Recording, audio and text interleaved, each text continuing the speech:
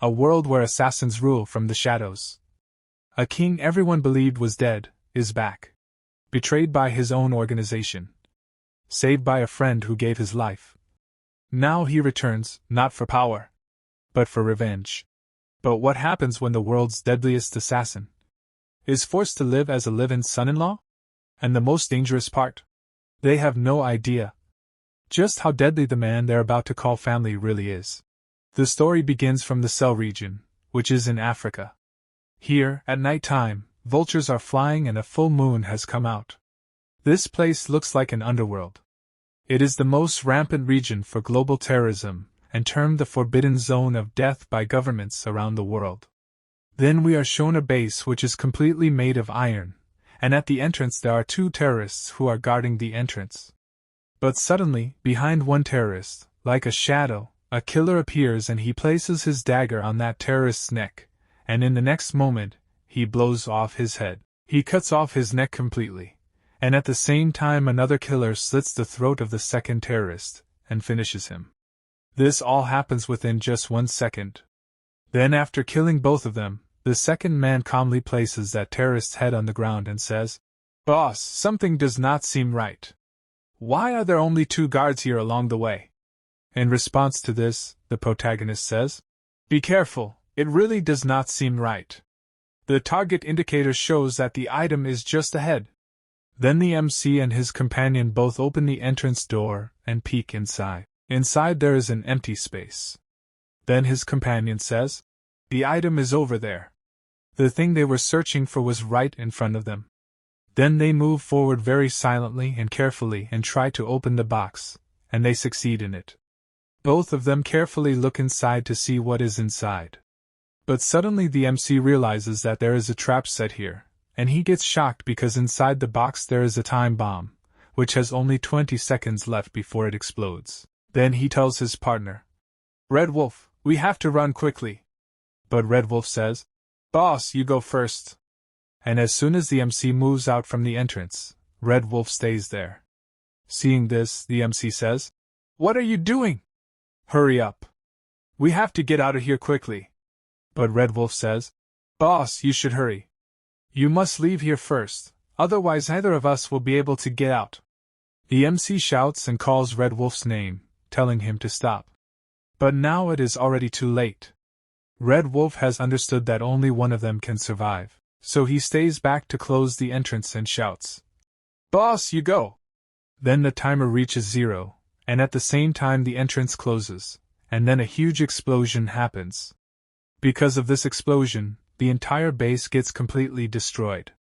With this, a news spreads across the dark web that Wolf King, who is the leader of the Wolf Organization, failed his mission in a small African country and detonated explosives, dying with his body shattered to pieces. Along with this, people on the dark web start chatting among themselves. They are completely shocked, saying how the Wolf King, who was revered as a king of assassins in the assassin world, actually died. Another comment says, "The Wolf King is an S-rank assassin, the globally recognized pinnacle of combat power. What kind of mission did he even go on?" And one user comments, "What a pity. The Wolf Organization will probably be thrown into chaos now." On the dark web, the news has spread that the Wolf King is dead. But in reality, the Wolf King is still alive. He comes out from the ruins and says, "I am the Wolf King, revered by the assassin world as the unmatched king of assassins. Yet I encountered an accident during this operation. My teammate Red Wolf sacrificed his life to save me, allowing only me to survive. After this battle, I was heavily injured. However, during the repair and reconstruction of my meridians, I broke through my limit, connected all my meridians, and actually reached the legendary martial arts realm, the transformation realm. Even so, the current me only wants to live the life of an ordinary person, no longer arrogant. I have cancelled my long dormant life in the mortal world, like a 1,000-year-old turtle hiding my identity. However, there is still one thing that remains like a thorn in my heart, something I cannot let go of. I must complete it." Then the scene shifts to the station exit. After coming out of the station, the MC takes a deep breath. He feels a sense of freedom. There is a smile on his face, and he looks up toward the sky. Then after that, he goes to a taxi driver and tells him an address, saying number 33 Huaxia, Yunnan. The taxi driver understands and says, "Alright, getting."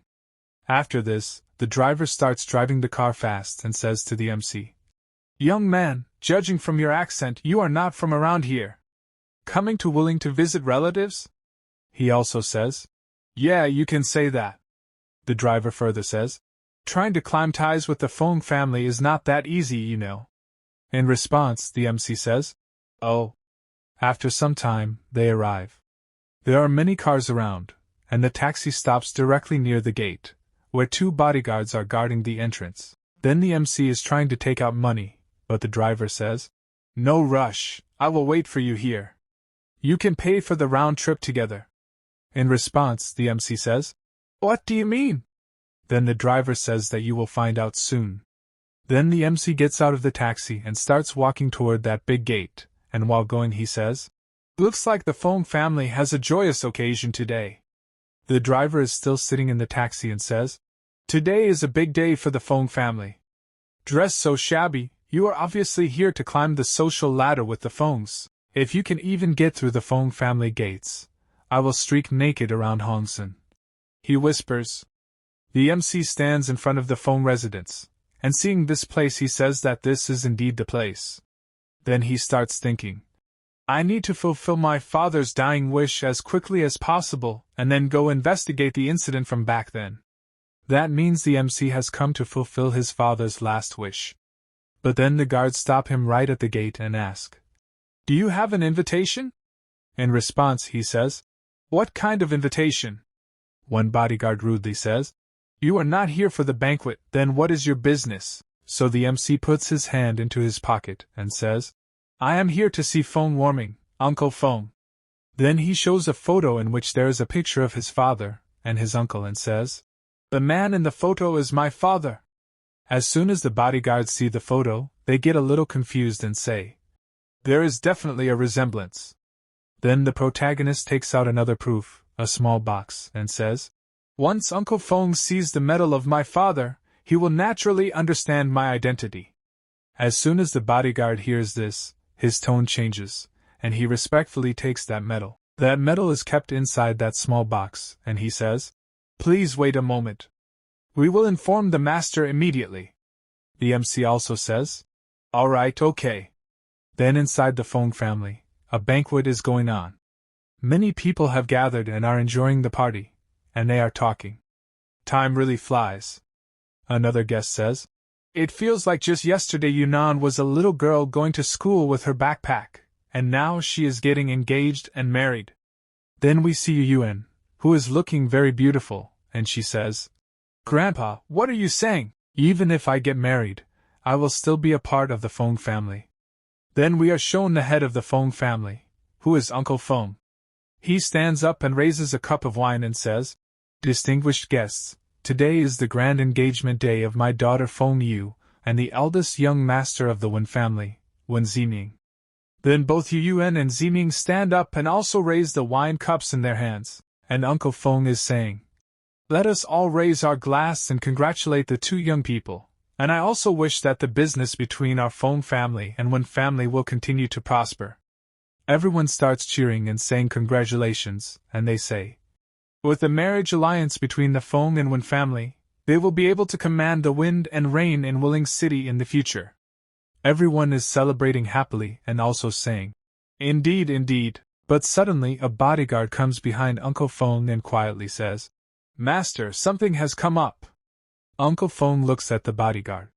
There is a bit of panic visible on the bodyguard's face. Uncle Feng becomes a little confused and asks, "Why are you so panicked? What happened?" Then the bodyguard shows the MC's father's medal to Uncle Feng and says, "Master, there is a young man outside looking for you, and he brought this." As soon as Uncle Feng sees that medal, he is completely shocked and says, This is someone from the Jiang family here." At that moment, Uncle Feng's wife says, "What? Someone from the Jiang family? Why did they have to appear at this critical moment?" And Uncle Feng's daughter becomes surprised and asks, "Mom, what Jiang family? Why did your expression change so drastically? Then her mother explains. Back in the day, your father arranged a childhood betrothal for your sister with the Jiang family's son, Jiang Hao. As soon as the daughter hears this, she is completely shocked and says, What? Then she says to her grandfather, Grandfather, if the visitor really is the son of the Jiang family, you must stand up for my sister. You cannot let her marry a stranger. Then her grandfather says, All right, don't panic. Wenming, you go take a look first. Before leaving, Uncle Feng says, You all stay here and entertain the Wen family for a bit. I will go see the visitor. His wife says, Okay then. After this, he comes to meet the MC, and the bodyguard also brings him into a room. Uncle Feng says, Haoji, it really is you. There is a lot of happiness on Uncle Feng's face, and he says, I have looked so hard for you guys all these years. The MC also becomes very happy seeing Uncle Feng and says, I am late and caused you to worry. Then both of them hug each other. Uncle Feng says, It has been years since we last met, and you are already a grown young man now. By the way, is your father doing well? Why did he not come? In response, the MC pauses for a moment. His facial expression changes, he becomes sad, and in a sorrowful voice he says, My father passed away 10 years ago because his old injury relapsed. As soon as Uncle Feng hears this, he is completely shocked and becomes sad. He places his hand on the MC's shoulder, lowers his face, and says, It's all my fault. Back then, if it were not for saving me, he would not have been injured. Haoji, you must have suffered a lot these past few years. But the MC says, It's fine, it's all in the past. He further says, By the way, Uncle Feng, I came this time to fulfill my father's dying wish. He told me to come find you, saying that once I found you, everything would become clear. After hearing the MC's words, Uncle Feng becomes serious and says, Your father's dying wish. I understand. It's just that right now. At that moment, Uncle Feng's wife also comes there. Uncle Feng looks at her and says, Why are you all out here? Are the Wen family affairs settled? We see that the entire Feng family has come down, his wife says. Yes, we arranged for people to see them off. Then Uncle Feng introduces the MC to everyone, saying, Haoji, this is your aunt and Yuyun. You still remember them, right? You two even played house together when you were kids. As soon as the MC sees Yuyun, he becomes happy and says, Sister Yuyun, it's been years since we last met. You have changed so much, I almost could not recognize you. Yuyun smiles and says, Hello, my childhood memories are a bit blurry too. But her sister is in a completely different mood. She is angry and says in an irritated tone, Showing up after more than 10 years and suddenly appearing today of all days, let me ask you, what did you come here for today? Hearing her words, the MC becomes slightly alert. And just then, another person comes, who is her brother. He says, Is there even a need to ask? It's obviously for my sister, trying to climb the social ladder of our Feng family. Let me tell you, keep dreaming. My sister is already engaged to the young master of the Wen family. At that moment, Uncle Feng suddenly shouts, Poming, shut your mouth. Then Yuyun tries to understand what is going on. She becomes a little anxious and says, Right, Dad, what is going on? At the same time, the MC also says, Uncle Feng, what exactly is going on? I came this time for my father's dying wish.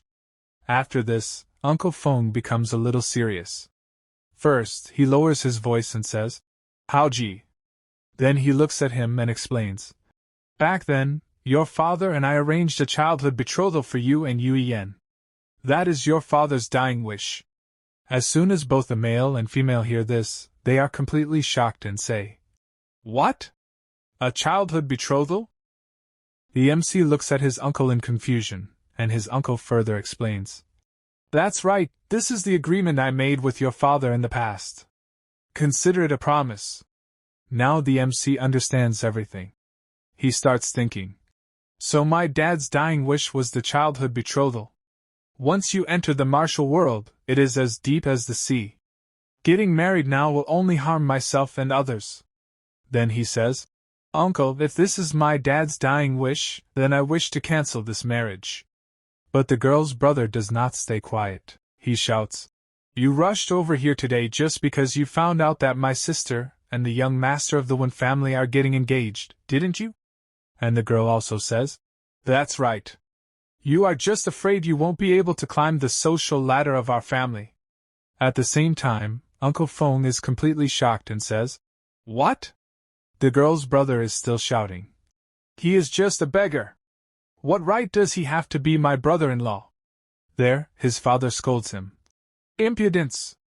Apologize to Haoji immediately. See how I teach you a lesson. He even raises his hand to hit him, but his son says, Dad, hit me then. If you have the heart to marry my sister off to a beggar, then just beat me to death. But before the slap can land, his sister steps in front to protect him and says while crying, Dad, do you really intend to cancel my engagement with the Wen family and make me marry Jiang Haoji? Her father says, That's right. Your marriage to Haoji was settled 20 years ago. It cannot be changed. His daughter cries even more and says, To disregard your daughter's happiness for your own selfish promise, you don't deserve to be a father. Then she runs away crying, and her siblings also follow behind her, saying, Sister, where are you going? Then Uncle Feng places his hand on the MC's shoulder and says, Haoji, you stay here for now. Take a good shower and get some rest. The MC says, Uncle Feng, I still think. But Uncle Feng interrupts him and says, Listen to me, I will figure everything out. Then at night, in the Feng family house, the MC is in his room and is cultivating. He says, At this time every day, I practice the inner breathing mental technique. It allows me to absorb the chi of heaven and earth, cleanse my meridians, strengthen my internal organs, and sharpen my 5 senses. Right now, I am about to step into the transformation realm. Then a voice comes from another room, which the MC hears because his hearing ability is many times sharper than an ordinary human. His uncle and grandfather are talking in another room, and the MC is listening. His uncle is saying to his father, Yes, Haoji's father died because of me. If he had not been severely injured saving me in the past, his family would not have declined, and there would not be the prosperous Feng family today. Dad, if I break my promise and cancel the engagement, can I still be considered human? His father replies, By doing this, you are fulfilling your original promise, but you are making Yuyun suffer. Uncle Feng says, Yuyun is my daughter. She will surely understand her father's difficulties in the future, his father says. Right now, everyone in Wuling City knows about the marriage alliance between our Feng and Wen families. Canceling the engagement now will definitely trigger the Wen family's fury. Feng says, I will find a way to deal with it. His father says, I can agree to this marriage, but on 3 conditions. Uncle Feng asks, What kind of conditions? His father replies, First, a 3-month period to observe his character. Second, you cannot help him from the sidelines. Third, he must become a live-in son-in-law of our Feng family. Hearing this, Uncle Feng is a little shocked and says, A live-in son-in-law? Will Haoji agree to that? His father says, Our Feng family holds a prominent status in Wuling City. How could we marry off our eldest daughter to a poor boy with absolutely no background? Then Uncle Feng agrees and says, Fine, since that's the case, I will go talk to Haoji. Meanwhile, in the other room, the MC continues cultivating while listening to everything. He understands everything and thinks, Uncle Feng has put a lot of thought into this for my sake. I cannot make things difficult for him anymore. After this, his uncle comes near his room, knocks on the door, and asks, Haoji, have you thought it through?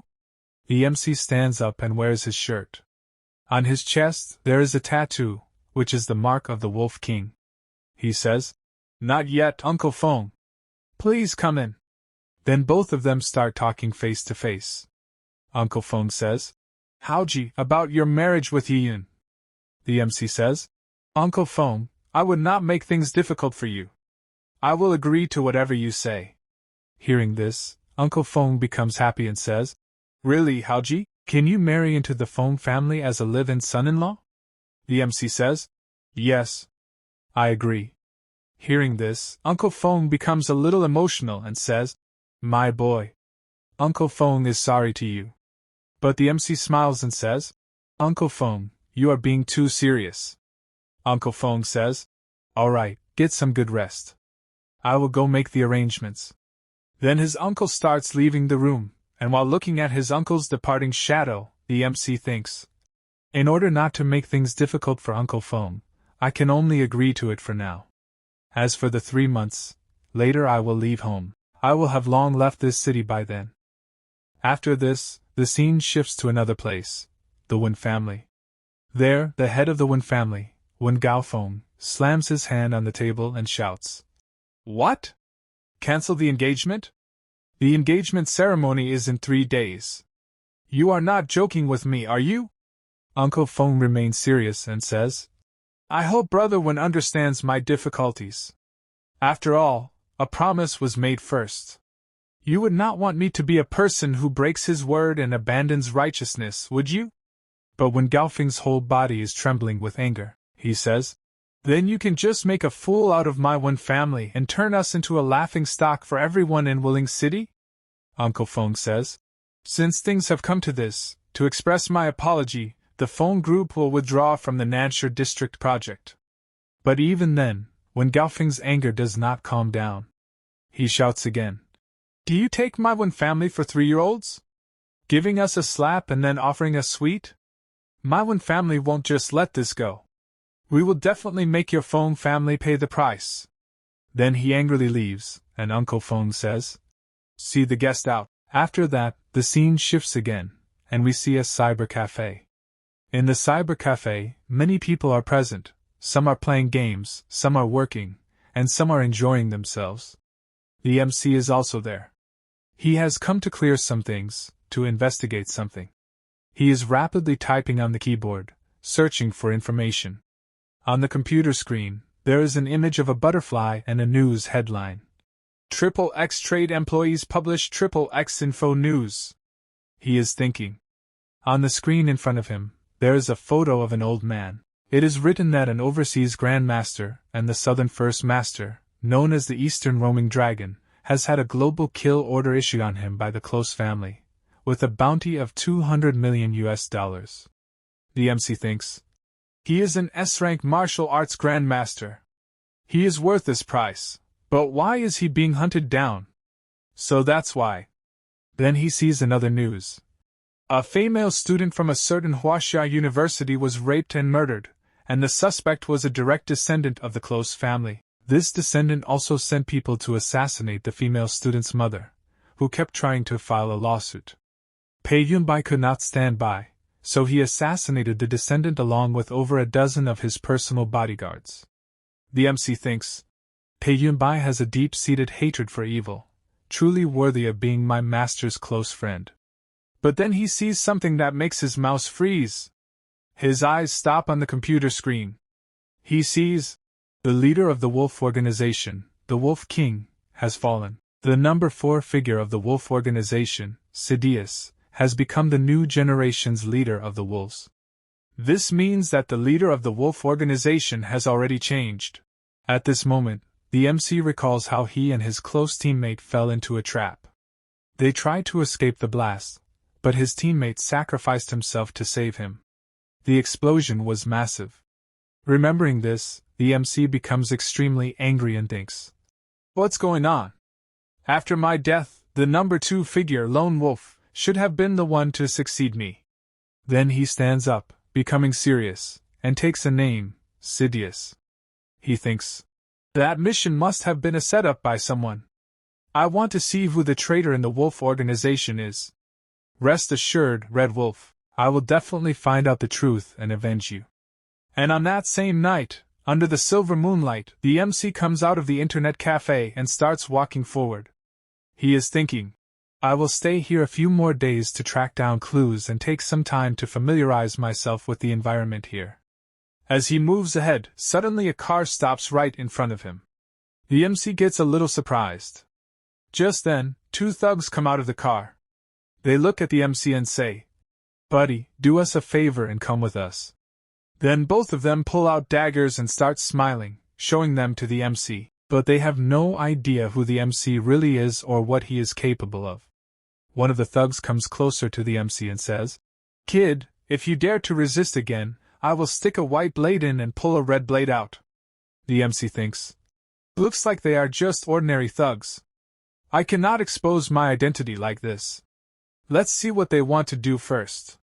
So the MC pretends to cooperate. He raises his hands and says, "You two, let's talk this out. Don't use violence." The other thug says, "Quietly get in the car." As the car door opens and the MC looks inside, he sees that there is already another hostage sitting inside. She is a girl. Her mouth is taped shut, and she is crying. She has also been kidnapped. Then all of them get into the car, and one thug takes out a rope to tie the MC. But before that, the MC says, "Guys, if you are robbing me, I only have $300 in my pockets. I can give it all to you."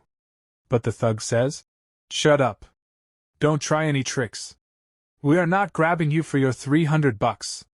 Hearing this, a faint smile appears on the MC's face. He looks at them and says, "If not for money, then why are you grabbing me?" The other thug replies, "Don't ask so many questions. You will find out when we get there. After it's done, we will even give you a large sum of money." Hearing this, the MC becomes slightly surprised, but he continues to cooperate with them. The thugs make him sit inside the van and take him somewhere else. But they have no idea what is about to happen to them, or to the person behind all of this. The next scene shifts to another place. This place is actually the same girl's house, the girl who was kidnapped earlier. Inside the house, several elders are sitting together. Her grandfather, father, and uncle are all gathered there with tense expressions on their faces. Then the grandfather suddenly asks, "Have you found anything yet? Did you figure out who kidnapped her?" Immediately, someone answers from the front, "I already contacted all of my connections and friends, but none of them know anything." Right at that moment, another man suddenly stands up in panic. Then the old man says in a serious voice, "We must prepare for both possibilities. We need to find the kidnappers and the reason behind this immediately." At the same time, the slightly fat man beside him also rises from his chair and says, "Dad, several major projects in the company are in their final stages right now. We really don't have 500 million available on the books." But the old man narrows his eyes and asks, "Then what do you suggest we do?" The fat man immediately replies, "Negotiate with the kidnappers and lower the ransom to 100 million. The moment he says that, the man standing beside him becomes furious. He looks completely shocked and shouts, "What are you saying? Irresponsible older brother! If it wasn't my daughter Yao Yao who got kidnapped but your son Jiang Feng instead, would you still say the same thing?" That makes it clear that the glasses-wearing man is Yao Yao's father. But the fat man coldly answers, "Even if Jiang Feng were kidnapped, I would still do exactly the same thing." Hearing those words, Yao Yao's father becomes extremely angry. However, before the argument can continue, the grandfather suddenly slams his hand onto the table and roars, "That's enough! Stop arguing!" Then he says firmly, "No matter what method we use, find a way to gather the 500 million. Money is just money. But if she's gone, then she's truly gone." After that, the scene shifts toward the kidnappers' hideout. Their vehicle drives through the giant gate of an abandoned factory-like area. The place is completely isolated and eerie. Then the kidnappers drag both the kidnapped MC and the girl out of the car. The MC quietly observes the surroundings. He remains silent the entire time, cooperating calmly without resisting. Right after that, the cloth covering Yao Yao's mouth gets removed. The moment the tape comes off, the poor girl immediately screams in fear, "Help! I'm being kidnapped!" But honestly, the girl is foolishly panicking. They brought her to a completely deserted place. Nobody can hear her here, and nobody is coming to save her.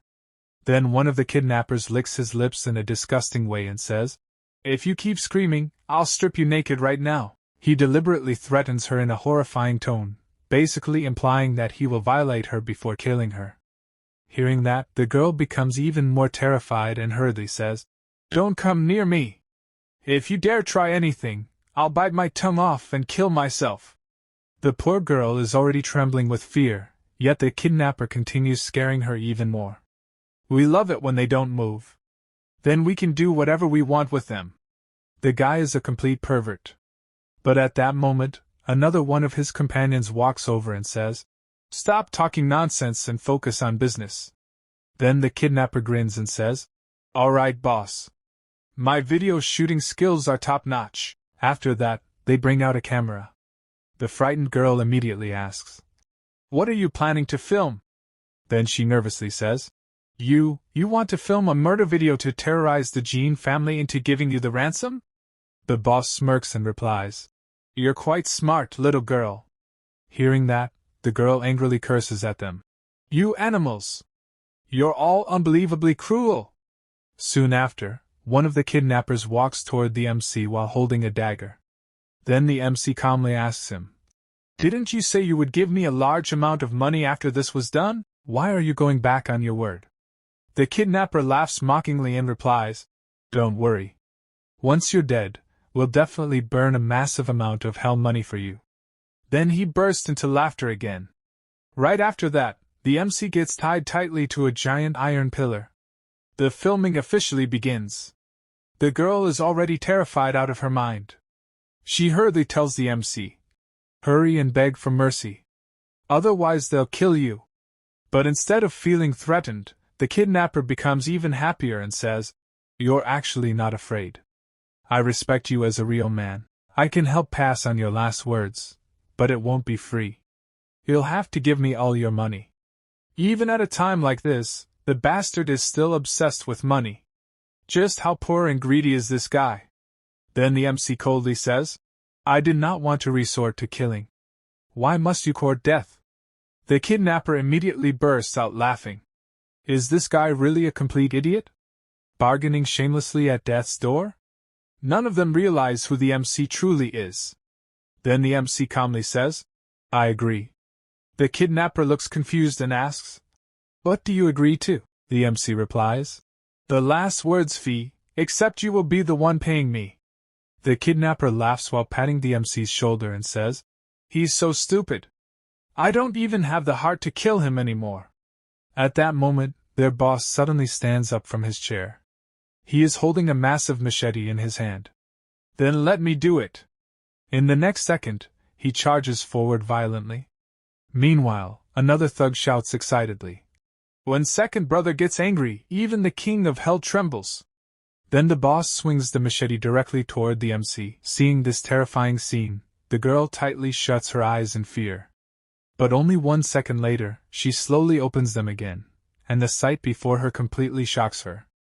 In the very next moment, the MC throws a devastating punch directly into the attacker's face, instantly shattering all of his teeth. The man gets blasted backward and crashes onto the ground unconscious. All of the other thugs are completely stunned. Second brother is dead? With just a single punch, the MC completely destroyed him. Immediately after that, another man pulls out a gun and shouts, "Brothers, I'm going to shoot this bastard dead." But right at that moment, something falls near the MC's feet. The MC instantly kicks the piece of metal lying on the ground. The iron fragment shoots forward at terrifying speed and slams directly into the gunman's hand. In a single instant, the thug's hand gets horribly mangled, blood sprays everywhere, and the gun falls from his grip. At the same time, several more armed thugs rush forward to attack the MC. One of them fires immediately. But the MC's reaction speed is unbelievably fast. He rushes toward them while dodging the bullets effortlessly. Then, in a single movement, he attacks one thug's neck and drives his hand directly through the man's chest. The second thug becomes terrified. But before he can even react, the MC thrusts his hand straight through another man's chest as well. The bald thug standing nearby is completely horrified. He cannot even react properly to what's happening. Then suddenly, he feels an overwhelming pressure. Trembling in fear, he asks, Who exactly are you?" And in the next instant, the MC suddenly appears directly behind him like a ghost. In a cold, evil-like voice, he says, "My name is not something you are worthy of knowing." Before the bald man can react, the MC grabs his head and slams it violently into the ground. After that, the MC casually takes all of his money as well. Oops. I only collected the last word's fee, but forgot to ask for it first. Then he steps directly on the bald man's face. At that moment, Yao's voice suddenly calls out to him. Hey, could you please come over and untie these ropes for me? Without saying a word, the MC casually throws a knife. The knife flies straight through the air and perfectly cuts her ropes apart. The girl is completely shocked by his terrifying accuracy. After that, the MC immediately starts walking away without saying much. From behind him, the girl hurriedly says, "Thank you." But the MC coldly replies, "There is no need to thank me. Don't tell anyone I was here." He clearly wants to hide his identity. After saying that, the boy simply leaves. Some time later, police and emergency vehicles arrive at the scene. Yao has already been rescued and is now sitting beside an ambulance, wrapped in a blanket. Soon, her grandfather and father arrive as well. The moment her grandfather sees her safe, he becomes emotional. The girl immediately runs into her grandfather's arms. Tears fill her eyes as she cries uncontrollably. At that moment, a police officer walks over and asks, "Miss Jean, what kind of person killed these kidnappers and saved you?" The girl first wipes the tears from her eyes before replying. "He was masked? I didn't see his face." The officer continues, "Then what was his build like?" The girl calmly answers, "Chubby and very short. He should be a middle-aged man in his 40s. From behind her, the grandfather nods and supports her statement. "Yes." After that, the scene shifts once again. Very late at night, the girl has already returned home. Her grandfather is now sitting across from her. Then the old man slowly begins questioning her. Yao, I watched you grow up. I understand your temperament and personality better than anyone. You lied to the police today, didn't you?" The girl lowers her head slightly and says, "I actually saw my savior's face, but he saved me. I cannot repay kindness with betrayal and enmity." The grandfather nods slowly and says, "It is naturally a good thing that you kept your promise and understand how to repay kindness." Then his expression becomes serious. "But Grandpa also needs to remind you, our Jean family is a prestigious family. It's still unclear whether that savior rescued you out of pure confidence, or if he has some alternative motive." The girl quietly responds, "Grandpa, I understand." The old man then says gently, "You've had a difficult day today. Go back to your room and rest early." After that, the girl returns to her room. She closes the door behind her and leans against it silently. Then she falls deep into thought. Did he really have some alternative motive in saving me? Meanwhile, after Yao leaves, another man walks over toward the old man and says, "Elder Jean." The old man immediately orders, "Starting tomorrow, you will personally be responsible for protecting Yao's safety. There cannot be a single mistake again." The man respectfully nods. "Rest assured, Elder Jean. Do you have any other orders?" The old man's face turns serious again as he says, "Secretly investigate who exactly killed those kidnappers and saved Yao today."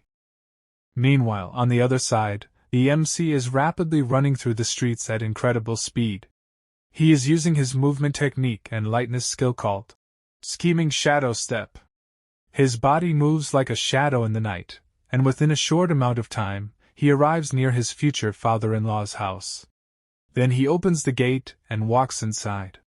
The moment he enters, his future in-laws are already sitting there waiting for him. Suddenly, the young man there immediately shouts angrily, "Grandpa! Does Jiang Hao really take our Feng family seriously? He just entered our doors yesterday, and today he dares to come back this late." The MC calmly replies, "Do the Feng family rules specifically stipulate a return time at night?" Hearing that, his future brother-in-law becomes even angrier. But before he can continue, Uncle Feng suddenly says, "Insolent. Even though Haozi hasn't married your sister yet, you should still call him brother-in-law. How can you be so rude?" But the future brother-in-law angrily yells back, "A poor boy with no education and no background, what qualifications does he have to become my brother-in-law? Compared to Brother Jiaming, he's like a firefly trying to outshine the bright moon. Then he continues arrogantly. You probably don't even know this, do you? Brother Jiaming's godfather is the leading authority of Wuling City's underworld, Lord Lei. Right now our Feng family has made the Wan family a complete joke throughout Wuling City. Do you think Lord Lei won't help his own godson get revenge?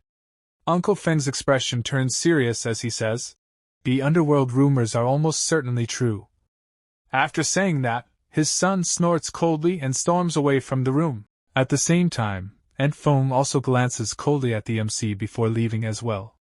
Only Uncle Feng stays behind. Then he walks over, pats the MC's shoulder, and says gently, Haozi, don't take it to heart. Even if what Haoming said is true, Uncle Feng will still do his best to ensure that you are not harmed in the slightest. The MC calmly replies, Thank you, Uncle Feng. Thank you for your good intentions.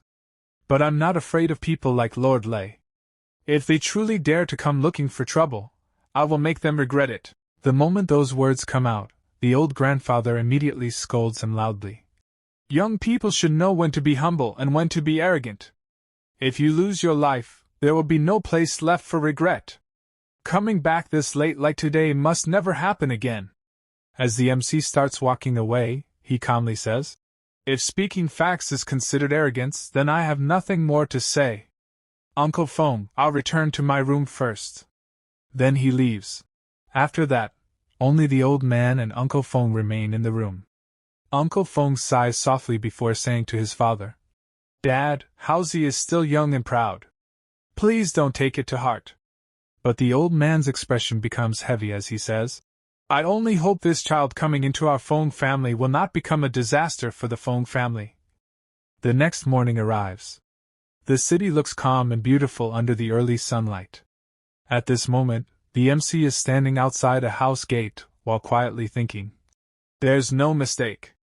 This is where Red Wolf's family used to live. Then he frowns slightly. But why is nobody home? Just then, a nearby shop owner auntie notices him. She is sitting outside on a chair near her small store. Then she says, Young man, you came too late. Their family moved away over a year ago. Hearing that, the MC becomes slightly surprised. He walks closer and politely asks, Ma'am, do you know where they moved to? The woman is carrying her child in her arms while replying, I don't know about that. But there's a girl nearby who was very close to their family. She might know.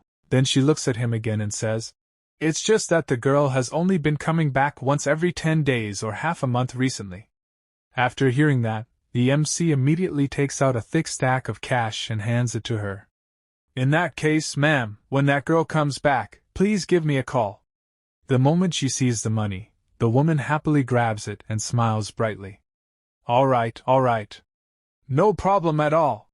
Money truly can change people's attitudes instantly. After that, the MC quietly stands there for a moment and falls into deep thought. Why would Red Wolf's family suddenly move away so mysteriously? Then he slowly starts walking away while thinking. Could it be related to the attack on Red Wolf and me? Soon, the scene shifts toward a luxurious hotel building. Inside one of the rooms, Jiaming is currently with another woman after spending the night together. At that moment, knocking sounds suddenly come from the door. Jiaming wakes up irritably and curses. Who's the blind idiot disturbing good people while we're having sweet dreams this early in the morning? Then he walks over and opens the room door. Standing outside is one of his men, Qingzi. Jiaming immediately asks, Is there any news regarding the matter I told you to investigate? The man quickly reports, That kid's name is Jiang Hao. A high school dropout. His father was Feng Wenming's former comrade in arms. After his father died from illness and injuries, his mother abandoned him, and the kid disappeared without a trace. Then he continues, Rumors say he smuggled himself overseas to work illegally.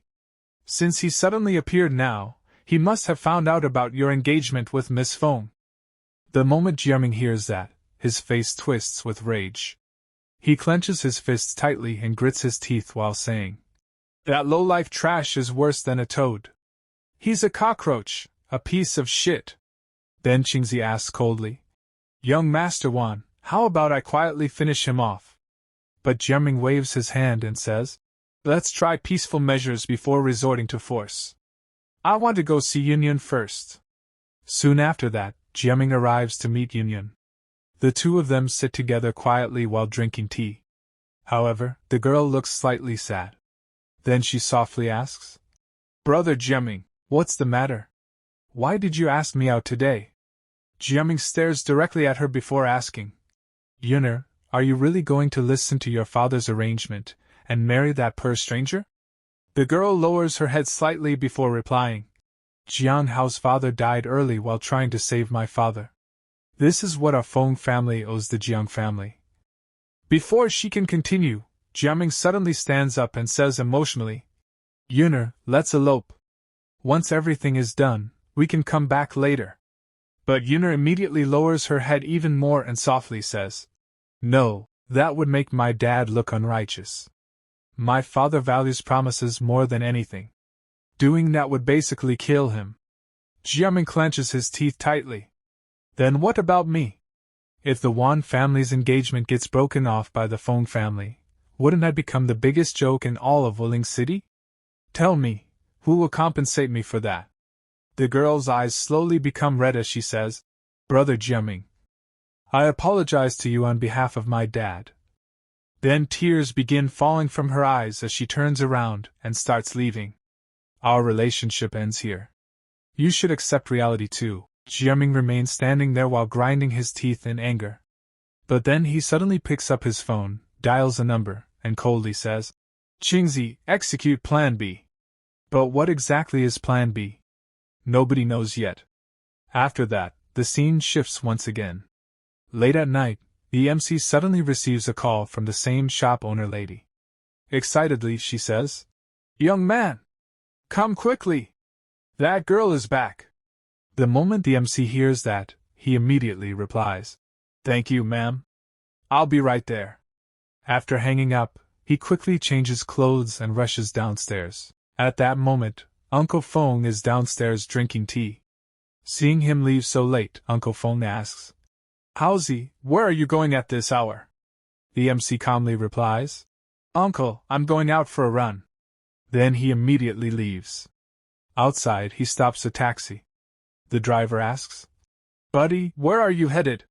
The MC answers, "Taeyong Road." The driver nods. "All right, get in." But the moment the MC enters the taxi, he notices another rough-looking man already sitting inside. Then the taxi driver awkwardly explains, "Sorry, buddy, the taxi industry is in a slump right now, so I'll be picking up another passenger along the way." Soon, the taxi starts moving. However, after some time, it feels like the driver is taking a completely different route. The MC's eyes narrow slightly as he asks coldly, "Where exactly are you guys heading?" MC had already started feeling that something was wrong. Then the taxi driver casually said, "Taking this brother home, he lives in quite a remote area." It was obvious he was making excuses. Meanwhile, the man sitting inside the taxi clearly looked like a thug. The MC narrowed his eyes and calmly said, "This is the complete opposite direction of Shaoyang Road. Won't you lose money driving this far out of your way?" His gaze turned cold. "Who exactly are you?" The thug sitting beside him suddenly patted his shoulder and grinned. "To tell you the truth, our boss wants to see you," the taxi driver also added. "Don't rush.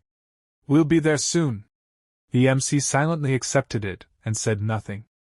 A while later, the taxi finally stopped in front of a massive villa.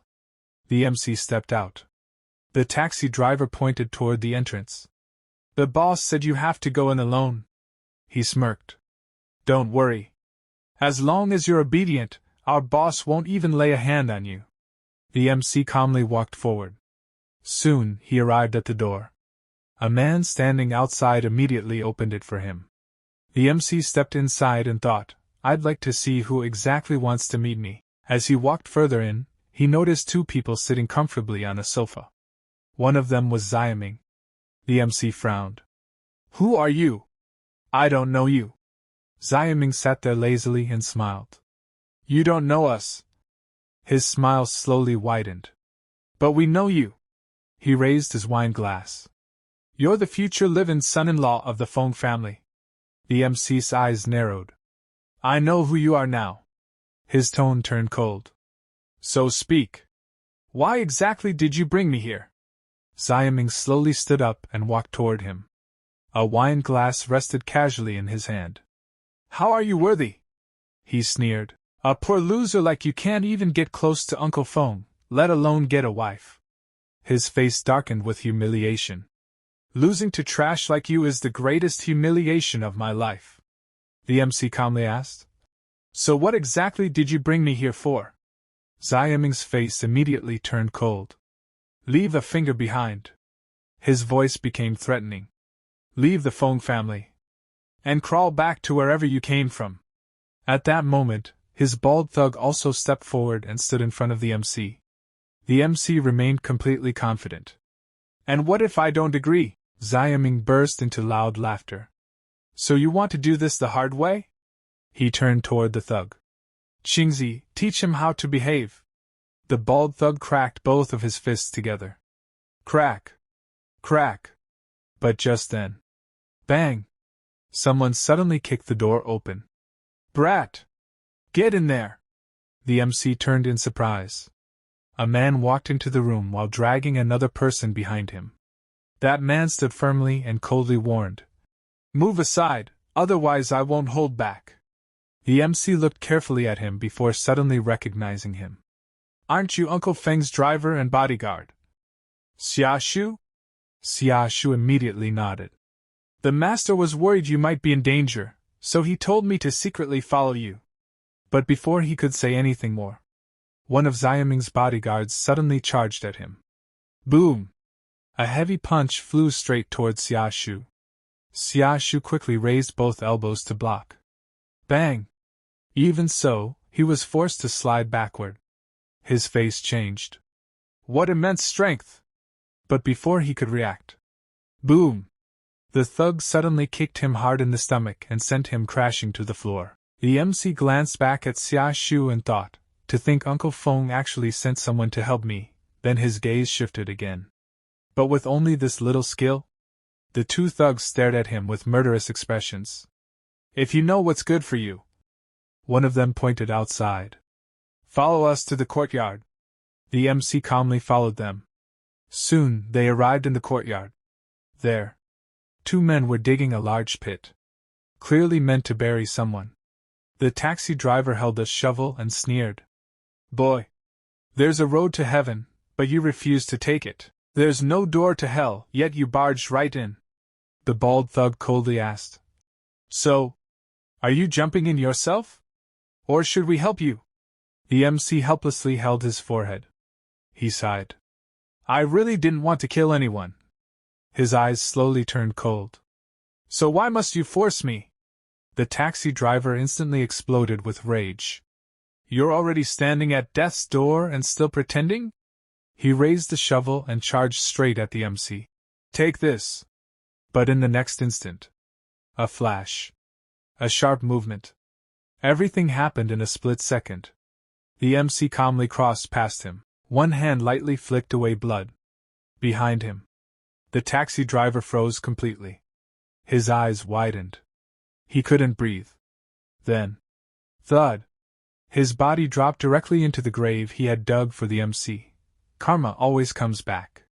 Seeing his brother dead, the other thug instantly panicked. You little bastard! How dare you hurt my brother? I'll kill you! Roaring in rage, he charged toward the MC. But the MC killed him just as easily. One clean strike. Another body fell directly into the same grave.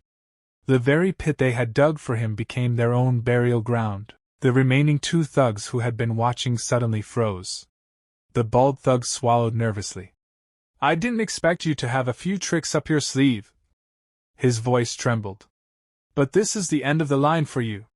He turned toward the dagger-wielding thug. Bleed this kid out. Let him slowly wait for death. The dagger thug rushed forward. Go to hell, kid! He slashed directly toward the MC. But the MC stood completely still. Then, clang! He grabbed the blade with his bare hand. The thug froze. Before he could react, the MC grabbed his face with the other hand. Boom! With terrifying force, he slammed him into the ground. The entire courtyard shook. Dust exploded everywhere. The MC calmly wiped a little sweat from his forehead. The thug had been smashed so hard that half his body was buried underground. A huge crater had formed beneath him. The bald thug stared in complete disbelief. His legs gave out. He collapsed near the pit. Then suddenly, as if realizing something, he rushed forward and dropped to his knees. Bang! Bang! Bang! He repeatedly slammed his forehead to the ground. Boss! It's all a misunderstanding. Everything was instigated by young Master One. That son of a bitch, Xiaming. We can talk this out. The MC gave him a cold, emotionless stare. Then there's no need for me to do it. He pointed toward the pit. Go down there yourself. The bald thug instantly nodded in terror. Why, yes. Yes. In panic, he grabbed a huge stone and repeatedly smashed it against his own bald head. Bang! Bang! Bang! Soon, he collapsed unconscious. Without another word, the MC silently turned around and walked away from the chaotic scene behind him. After wandering around for a while, the MC quietly returned to the same place. He had already buried all the dead bodies inside the pit and covered them with dirt. Now, sitting calmly on a chair placed above the buried corpses, he looked completely relaxed. Meanwhile, Xia Shu lay unconscious on the ground nearby. After some time, Xia Shu slowly regained consciousness. He sat up, still dizzy. The MC casually looked toward him and said, Xia Shu, you drove here, right? Then he calmly added, Take me to Shaoyang Road. Xia Shu immediately nodded. Oh, okay. As he stood up, he nervously looked around. Then confusion appeared on his face. What about those guys? The MC answered calmly. They left. Xia Shu blinked in confusion, but did not ask anything else. Soon, he drove the MC to his destination. After arriving, the MC calmly ordered, You can go ahead. His tone turned serious. Don't follow me. Xia Shu hesitated for a moment, but eventually nodded. Then the MC walked toward the same old woman he had met earlier. The moment she saw him, she immediately recognized him. Young man! She quickly stood up and looked at him strangely. Why are you only arriving now? That girl has already been back for quite a while. The MC nodded politely. Got it. Thank you, ma'am. After that, he walked toward the girl's house and knocked on the door. Knock. Knock. Soon the door opened. A young girl stepped outside. Who are you looking for? The MC looked at her carefully. You must be Sun Xian, right? The girl froze. A strange look immediately appeared on her face. You have the wrong person. She shook her head. I don't know any Sun Xian. The MC calmly continued. I'm your brother's best friend, Jiang Hao. Then he slowly took out a jade pendant. This is your brother's jade pendant. The moment she saw it, her expression changed. She instantly recognized it. That really was her brother's pendant. Worry immediately filled her face. Where is my brother right now? The MC went silent for a moment. Then he forced a small smile. Your brother is currently very busy. He can't return for now because of work. So he asked me to check on you. The girl instantly relaxed. As long as Big Brother is okay. She quickly moved aside. Brother Jiang, please come in. She looked embarrassed. I was rude earlier. The MC stepped inside. But the moment he entered, he noticed an old woman lying sick in bed. She looked extremely weak. The MC frowned slightly. Why don't I see your younger brother, Sun Lei? The girl's expression immediately darkened. Lazy. But before she could continue, bang! Someone suddenly rushed inside in panic. Sister Xian! This is bad! A young man came running through the door. Something happened to Brother Lei! The girl quickly stopped him. Dongji, calm down! Take a breath first. Then she anxiously asked. What happened to Lei Zi? Dongji nervously explained. Brother Lei's business was doing perfectly fine. But another boss in the fresh produce market came looking for trouble. He claimed Brother Lei was monopolizing the market. He demanded 1 million in compensation and told him to get out. Brother Lei naturally refused, and they started arguing. His face turned ugly. But who knew the person backing them? His voice trembled. Would be Black Panther. The moment the girl heard that name, her face instantly turned pale. Soon, the scene shifted. The three of them were sitting inside a van. As they drove, the girl explained everything to the MC. A year and a half ago, our mother became seriously ill. So Sun Lei had no choice but to take a high-interest loan from the black market. She clenched her fists. But they tampered with the loan contract. We can't even afford the interest anymore. Her voice turned bitter. Black Panther runs the loan shark business. A while later, the van stopped in front of a luxurious entertainment venue. Passion Flying Bar. The three stepped out.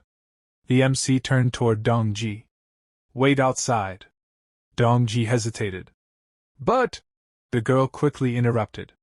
It's dangerous inside. Dongji, just listen to Brother Jiang. Reluctantly, he agreed. Soon, the MC and the girl entered the bar. The moment they stepped inside, countless eyes turned toward the unfamiliar faces. The atmosphere was chaotic. Music blasted loudly. Women laughed while spending other people's money. Cash flew through the air. Drinking, shouting, fighting, everything mixed together. Nearby, a brutal fight was happening. One muscular man was beating a bald man badly before finally knocking him down. Cheers instantly erupted. Meanwhile, inside a private area, loud laughter echoed. There, a bald man sat comfortably on a sofa while puffing on a cigar. Across from him sat a well-dressed man in a suit calmly drinking wine. The bald man grinned arrogantly. Old Zheng, I heard the karate master you hired from Japan at a huge price is pretty strong, right? The suited man smiled. He really is. Just then, one of the bald man's lackeys rushed over. Brother Bao! Sun Lei's sister is here! The bald man waved lazily. Let her in. Soon. The thug brought both the girl and the MC over. Brother Bao, I brought them. The girl immediately bowed respectfully. Brother Bao. The bald man leaned back arrogantly. Cut the crap. His expression darkened. Pay the money. Or say goodbye to Sun Lei's tendons. The MC calmly stepped forward. Brother Bao. We're here to resolve the debt issue. There's no need for violence. But instantly, one of the thugs stepped forward aggressively. Kid! Are you tired of living? How dare you address Brother Bao like that? Before he could act, Brother Bao suddenly stood up. Wait. He slowly walked toward the MC, cigar still in his mouth. Then he looked him up and down. Fine. Tell me. How exactly do you plan to resolve this? His tone became threatening. If I'm not satisfied, you'll die miserably. The MC remained calm. Loan sharking is illegal. Lazy never borrowed that much money. I'll give you 50,000. And we write off the debt. He paused. As for illegally kidnapping him, if you apologize to Sun Lei later, we won't pursue the matter further. The moment Brother Bao heard this, he burst into loud laughter. Ha ha! You've got guts! His face darkened. I, Black Panther, have been in the underworld for over a decade. No one has ever dared insult me like this. The MC calmly replied. If I win, the debt is completely written off, right? Brother Bao laughed again. You're arrogant. He pointed toward the arena. If you actually win, not only will the debt disappear, I'll kneel and call you Grandpa. Soon, the entire group headed toward the underground boxing arena. The girl looked nervous. She had no idea how strong the MC really was. Meanwhile, Brother Bao grinned proudly. He also had no idea what kind of nightmare was about to hit him. Soon, the MC stepped into the fighting arena. His opponent immediately mocked him. Come here, little brat. The referee stepped forward. Begin. The opponent moved first. Boom. A heavy punch flew straight toward the MC. The girl instantly panicked and shut her eyes. But the next moment, the MC suddenly appeared in midair. Bang! The opponent smashed violently into the corner wall instead. He clutched his head in pain. Blood slowly trickled down. Meanwhile, the MC stood on the opposite side, smiling calmly, almost teasing him. The man's eyes instantly turned red with rage. Roaring furiously, he charged at the MC once again. Yet the MC remained completely calm. Because of the kick MC landed in the fighting arena, the second fighter staggered backward while clutching his head. However, his anger did not calm down. Instead, it grew even stronger because blood was streaming from his head. Enraged, he charged at MC once again. But this time, MC effortlessly stopped his punch with just one hand. Then he drove a powerful punch straight into the fighter's stomach.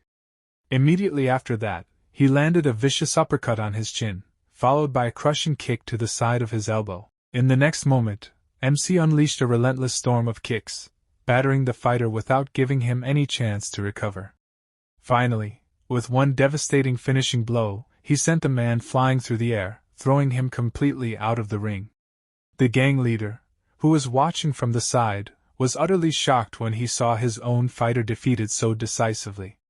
MC then stood directly in front of him and calmly said, "Someone who hasn't even entered the blood and chi realm is already considered an expert."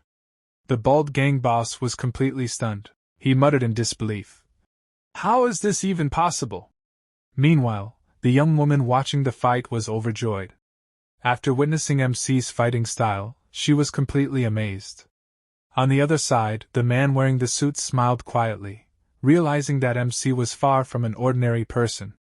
MC stepped out of the ring and walked straight toward the bald boss. Looking him in the eyes, he said, "It's time to fulfill your promise. Kneel down and call me Grandpa." But how could the boss surrender so easily? He immediately pulled out a gun and pointed it at MC. With a hateful expression, he declared that he didn't like MC at all and completely despised him. Behind MC, the young woman became worried for his safety, but MC remained perfectly calm. He casually pulled out a small blade and said, "I really don't want to kill anyone, but you're forcing my hand." The bald boss paid no attention to his warning and instantly pulled the trigger. The bullet shot straight toward MC at incredible speed. But in the very next moment, MC's expression sharpened. With a single swift motion, he sliced the bullet cleanly into two pieces and hurled his knife directly into the bald boss's head. The blade buried itself in his skull, ending his life on the spot. Everyone around was thrown into complete panic because a murder had just taken place. When the boss's subordinates realized that their leader was dead, they became even more terrified. They immediately dropped to their knees before MC and desperately begged him to spare their lives. At that moment, the man in the suit stepped forward and said, "Brother, I have a proposal. I'm not sure whether I should bring it up." MC replied, "Go ahead." The suited man then explained, "Wasn't your friend kidnapped by Black Panther? You can have these people help secure that person's release. There are security cameras all over this bar, so the fact that you killed Black Panther definitely cannot be hidden. But I can help you take care of the aftermath." MC looked at him and asked, "Why should I trust you?" The man smiled and answered, "You're a smart person. I simply want to make a friend and help each other out. Who knows? Maybe someday in the future I'll need your help as well." After hearing that, MC accepted the proposal and told the man to handle the entire situation. The suited man gladly agreed to the arrangement. MC then left with the young woman by his side. As he watched them walk away, the suited man thought to himself, "This man is extraordinary. I believe we'll meet again very soon." The scene then shifts to the next day, where the entire Feng family is gathered together for breakfast. Suddenly, the young woman sitting at the table says, "It's all because of him that my sister has been staying at a hotel and refuses to come back. I haven't seen her in so long." Uncle Feng immediately responds, "No one will think you're mute if you don't speak." At that moment, MC stands up and says, I'm full. I'm going out for a walk. However, just as he is about to leave, Uncle Feng stops him. MC asks what the matter is, and Uncle Feng hands him an important document, explaining that it is urgent and asking him to deliver it to Yun. MC agrees to do it. Uncle Feng tells him, I'll arrange everything. I'll give you Yun's phone number as well as the company's address. After taking the documents, MC prepares to leave, but from behind, Yun's younger sister mutters, Sooner or later, I'll make him get the hell out of our house. Sometime later, MC arrives at the company. After entering the building, he tells the receptionist that he has come to deliver some documents sent by President Feng. The young woman politely points him in the right direction and informs him that he needs to go upstairs. MC thanks her and heads straight toward the elevator. But just as the elevator doors open, a tall and heavily built man steps out. He is dressed in a suit, wearing a hat and black sunglasses. The moment MC sees him, he recognizes him immediately and thinks to himself, Black Phantom, an internationally wanted A-rank assassin. Why did he come to Willing? Could he be here hunting for a woman? With that thought lingering in his mind, the elevator doors quietly close. After that, MC walked straight to Yubin's office, opened the door, and entered without hesitation. Seeing this immediately irritated Yubin, and she said, Next time, at least knock before coming in or ask for permission. MC did not say much. He simply replied, I brought the documents you asked for. Yubin answered, They've already been delivered, so you can leave now. However, MC did not forget to tease her. He said, Yubin, at the very least, you should know how to treat your guests properly. Hearing that, she fell silent. MC then took another step forward and warned her. The situation outside isn't very safe right now. Before going out for business matters, you should be more careful. After saying that, he turned around and started walking away. But Yubin called out, Jiang Hao, you're too pretty for a man to actually curse a girl with such vicious words. MC calmly replied, I'm not cursing you. I'm only telling you to be careful. Afterward, he walked out of the building. Just then, a speeding car rushed directly toward him before coming to an abrupt stop right in front of him. Sitting inside was Haoming, who had purposely driven over to meet him. MC asked, What's going on? Haoming immediately invited him to participate in a street racing event. At first, MC showed no interest in racing and started to walk away. But then Haoming suddenly offered him 1 million as the prize. The moment MC heard about the money, he stopped in his tracks. At the moment, he was short on cash and needed funds to handle several matters, so he became interested for the sake of the reward. He even negotiated, saying, 500,000? Haoming nodded without hesitation and replied, Definitely. MC simply answered, Deal. Haoming laughed, and the two of them got into the car before speeding away together.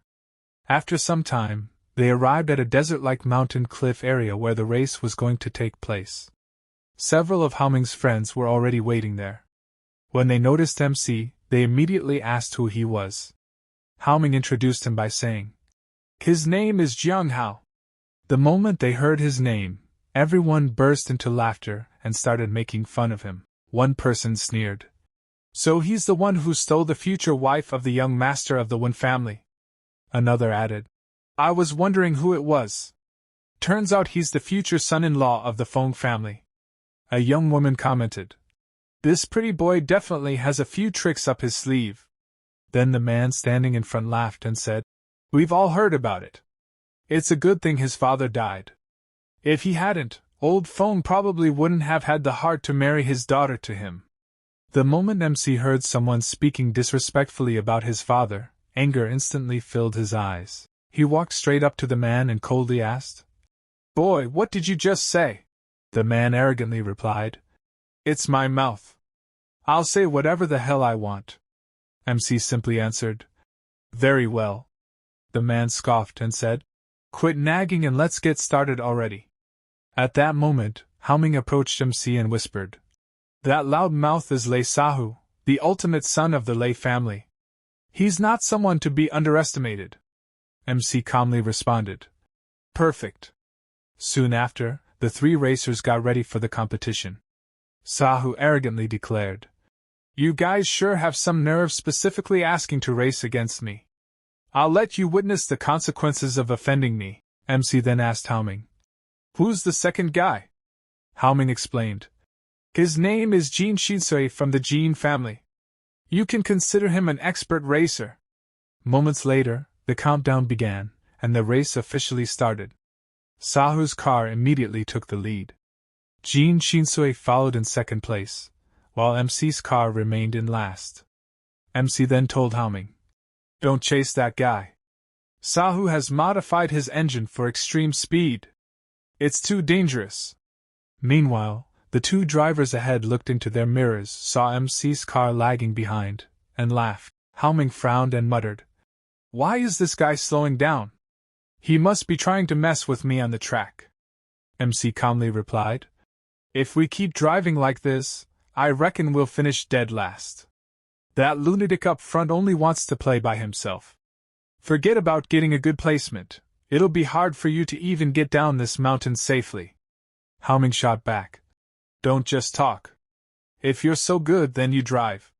The instant he said that, MC shoved Haoming toward the back seat, slid into the driver's seat himself, and ordered, "Get in the back. I'll drive." Haoming stared at him in disbelief and exclaimed, "Are you out of your mind? Are you trying to get us killed?" MC ignored him completely, and took full control of the wheel. He immediately accelerated at incredible speed. When Haoming noticed a dangerous cliff approaching ahead, he became terrified and repeatedly told MC to slow down. But MC never hit the brakes. Instead, he executed a flawless drift around the corner. Haoming was left completely speechless because MC had already overtaken the racer in second place. Amazed by the performance, he praised him, saying, "I originally thought you were just some country bumpkin, big brother, but you actually know how to drive. That drift was no worse than a professional racer's." Meanwhile, when Sahu noticed that MC's white car had overtaken the second-place vehicle, he became irritated. He assumed Haoming was still driving and thought his skills had improved. Even so, he remained confident and looked ahead with a cold smile. At the next V-shaped turn, he muttered, "I'm going to make you flip over." Back in MC's car, he casually took a drink of water. Watching this, Haoming panicked and shouted, "There's a V-shaped sharp turn only 30 meters ahead, and you're drinking water at a time like this?" MC showed no concern whatsoever. He calmly replied, "Don't panic. The real show is only just beginning." Soon, the V-shaped turn came into view, but MC handled the car with astonishing ease.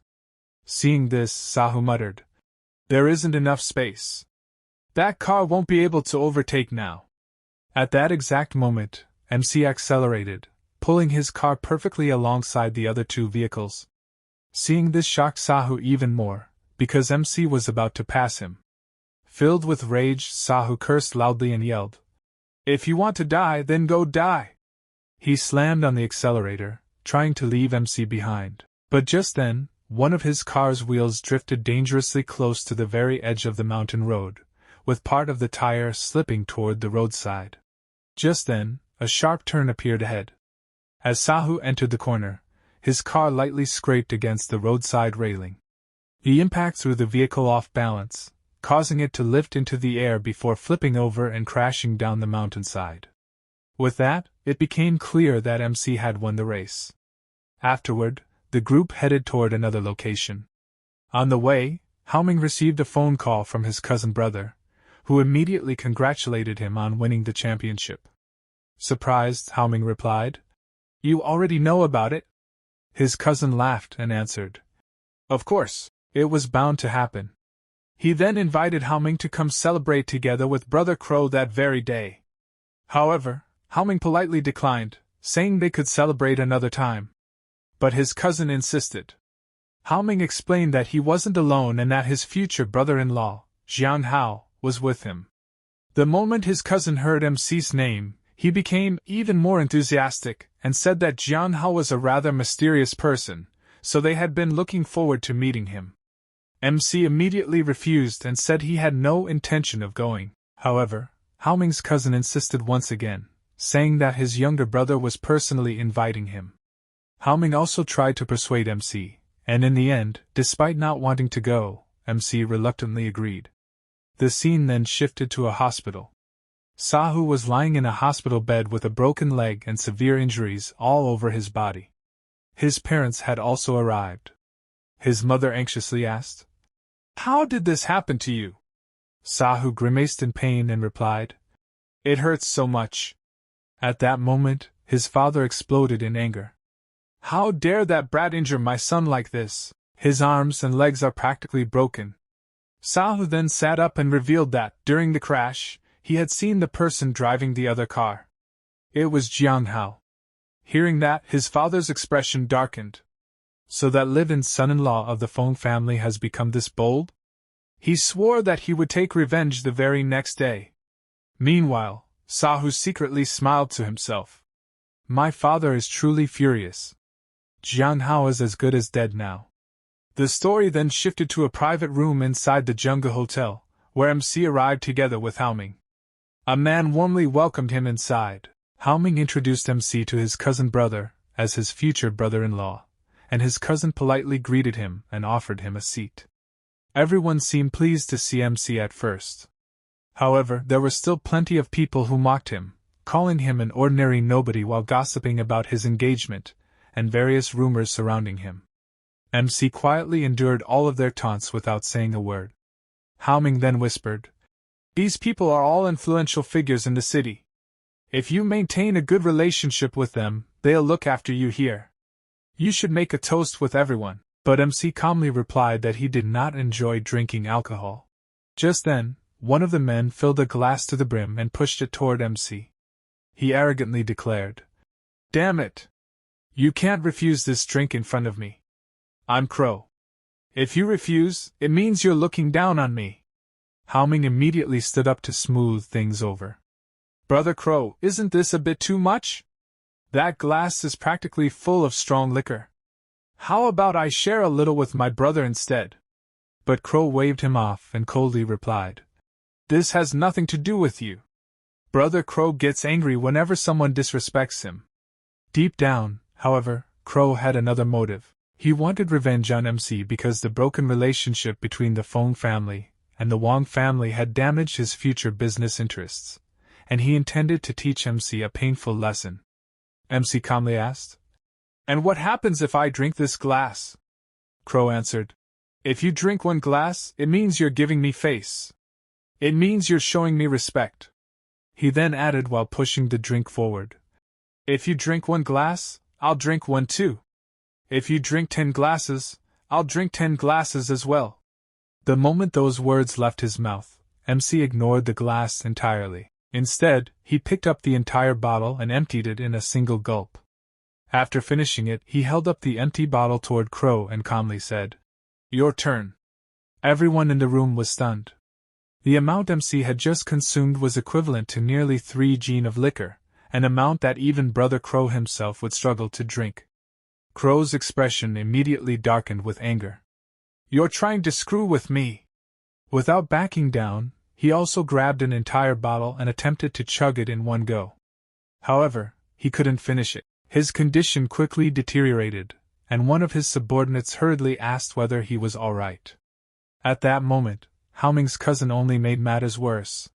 He looked at MC and remarked, "Brother Hao, you really hid your true abilities well. Having such an incredible tolerance for alcohol and keeping it secret. Were you pretending to be an easy target while making fools out of us? Even though you're my future cousin-in-law, I stand with reason, not family. I'm on Brother Crow's side." Hearing those words only fueled Crow's anger further. He cursed at MC and shouted, "How dare you play me? I'll kill you right here today." MC looked at him without fear and calmly replied, "You brought this upon yourself." The instant Crow heard those words, he grabbed the bottle in his hand and hurled it straight at MC. MC casually watched it fly toward him and effortlessly dodged it. Then, without hesitation, he grabbed another bottle and threw it back. The bottle struck Brother Crow directly on the head, splitting it open and drawing blood. Everyone present immediately panicked. They shouted, Brother Crow isn't just anybody. How could you attack him? Do you have a death wish? He's Master Zheng's sworn brother. Now completely enraged, Brother Crow ordered his men. Call everyone immediately. Tell them to bring weapons with them. His subordinates instantly obeyed. Haoming quickly turned to MC and tried to reason with him. You can't just pick fights with everyone like this.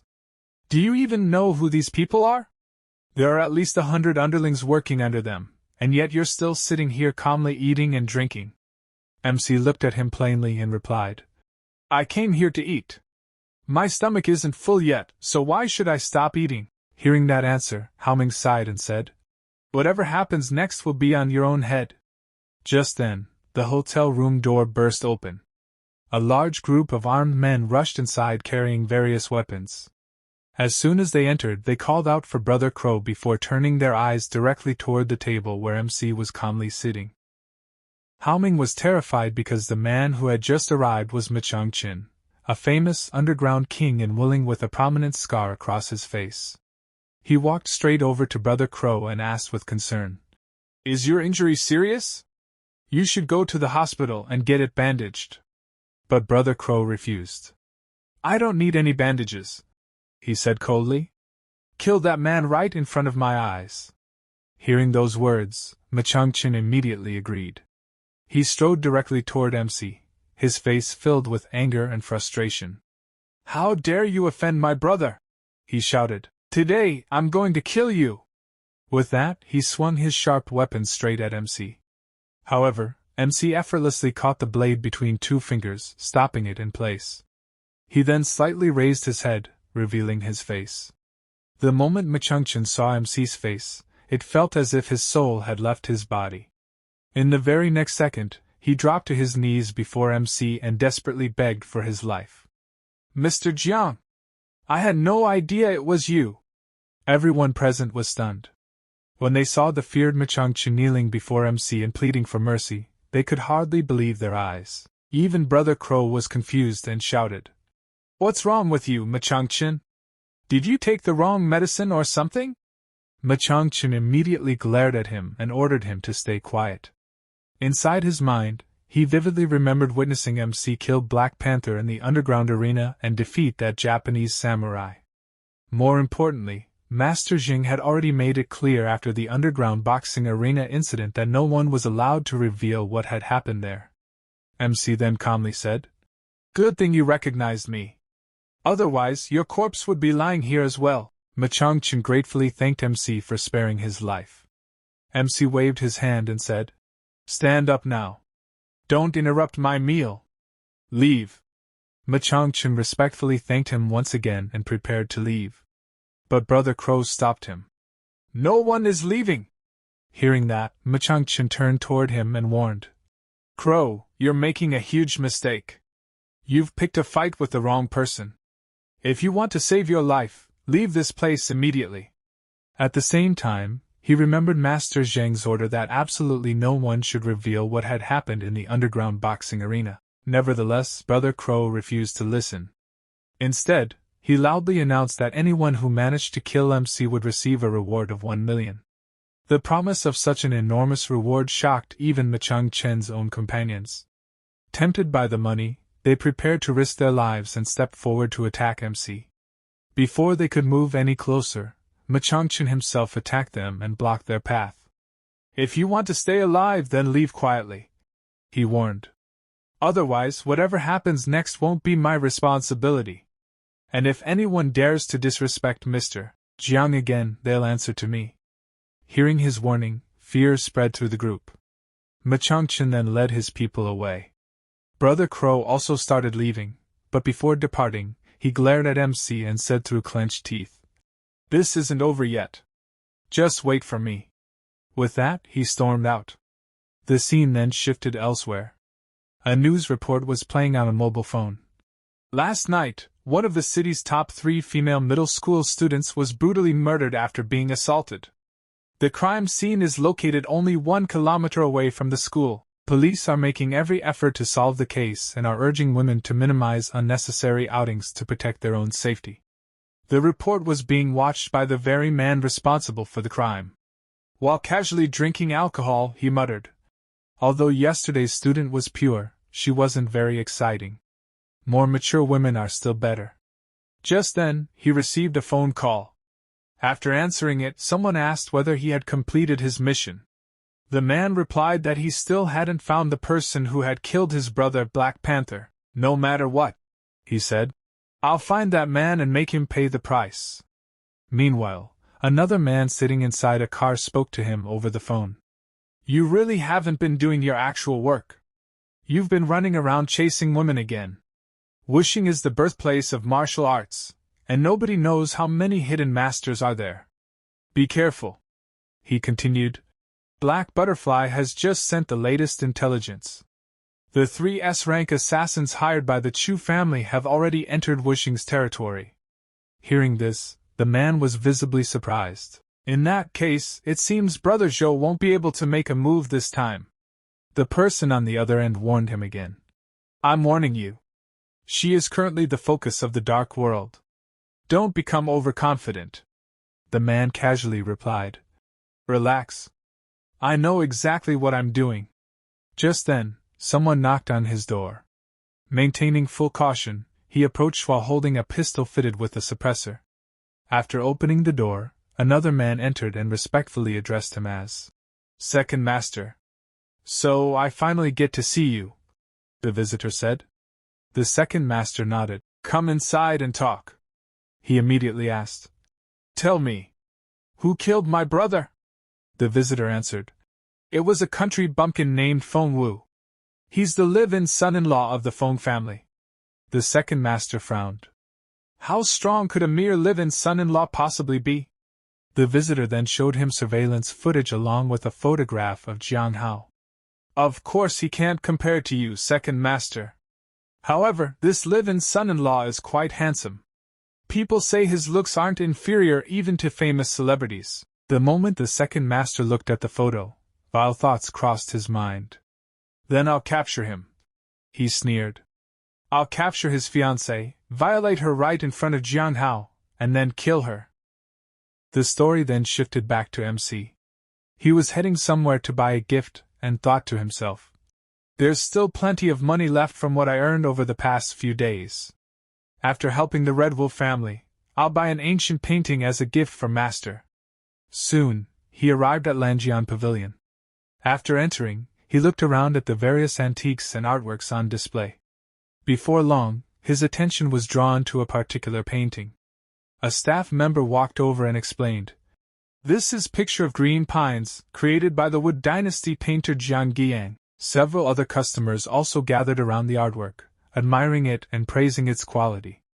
Suddenly, MC calmly declared, "This painting is fake." Everyone nearby was stunned. The employee immediately exclaimed, "This gentleman is saying that our painting is fake." He then looked at MC seriously and said, "Sir, our establishment is a time-honored brand.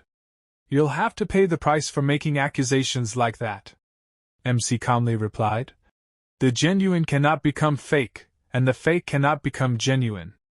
"Why would I slander you?" the employee responded confidently. "Our shop offers triple compensation for any counterfeit item purchased here. In hundreds of years of business, we have never sold a fake." MC pointed directly at the painting and said, "Triple compensation for a fake, is that right? Then I want this painting. And while you're at it, tell your boss to come downstairs." Without thinking too much, the MC walked straight to the painting hanging on the wall. He carefully took it down, rolled it up, and kept it with him. Earlier, he had already asked whether the boss would come downstairs. The servant working there replied, "The boss is in a meeting on the 5th floor and has no time for guests today." But the MC was not someone who would listen to such excuses. He immediately started climbing the stairs and said, "If he won't come down, then I'll go straight up." The scene then shifted directly to the boss's room. Inside, 2 guests were present, and the boss was proudly showing them a painting.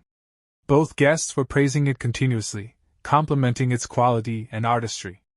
At that moment, the MC suddenly entered the room. When the boss saw him, he was startled and immediately said, "This is a restricted area. Please leave immediately, sir." However, The MC ignored him and walked straight to the table. Looking directly at the boss, he said, "I bought a fake painting in your store, and I'm here for an explanation." The moment those words came out, the boss's expression darkened. He angrily shouted, "Nonsense! My Longyan Pavilion has enjoyed a flawless reputation ever since it opened. How could there possibly be a fake?" The two guests immediately sided with him. The first guest said, "Young man, you've already caused enough trouble. Hurry up and apologize."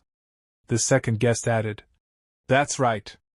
Otherwise, if Brother Zhou gets serious, it'll be too late for regrets." The MC remained completely calm. He placed the painting on the table, unfolded it, and confidently said, "You can reappraise this painting yourself and see whether it's fake or not." The boss narrowed his eyes and replied, "If the appraisal proves that you're slandering us, don't blame me for being ruthless." The MC calmly answered, "I'll be at your disposal." The old boss then picked up a magnifying glass and carefully began examining the painting. After inspecting it for a while, he became more confident and loudly declared, "This painting is clearly authentic. Where exactly do you see that it's fake?" The MC smiled and asked, "Are you sure?" The old man snorted and turned toward the two guests. "You two should take a look as well. Let's not allow this youngster to spread rumors that Longyan Pavilion deals in counterfeits." The two guests stepped forward and inspected the painting. The first one nodded and said, "This is indeed an authentic work by Jiang Hao." The second guest agreed immediately. "Exactly. I don't know whether you're intentionally smearing us or simply pretending to understand something beyond your abilities." Both men continuously echoed the boss's opinion. The MC shook his head and said, "I thought that since you call yourselves experts in antiques, you would have at least some knowledge. But now it seems you're nothing special." The words instantly angered all three of them. "Insolence!" The first guest shouted. "I originally didn't want to argue with you, but you're becoming more and more unreasonable." "Such an arrogant youngster," the second guest added. "This is completely intolerable." At that moment, the MC pointed toward a specific area of the painting and said, "Look here. Examine this place carefully and see if anything feels wrong." The old man immediately lifted the magnifying glass and zoomed in on the spot. After studying it, he frowned. "There's obviously no problem here. What kind of trick are you playing?" The MC smiled confidently. "Although this painting is a fake, the copier's imitation skills are extraordinary. If I hadn't been careful, even I might have been fooled. The only flaw in this copy is that it's too perfect. It doesn't have the slightest imperfection. But Jingguyang's paintings always contain minor flaws. A fake is still a fake. Even if it surpasses the original, it remains a counterfeit." The boss sneered. "So stubborn. Fine, I'll let you die knowing the truth." One guest scoffed. "A copy surpassing the original? What nonsense!" The old boss immediately made a phone call. "Bring me Jingguyang's authentic painting and a magnifying glass with over 10 times magnification.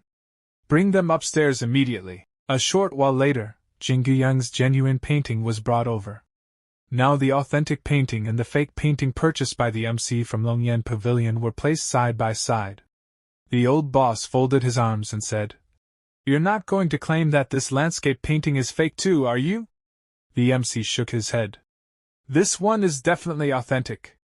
Although both paintings have a similar artistic style, the landscape painting contains subtle flaws hidden within its brushstrokes.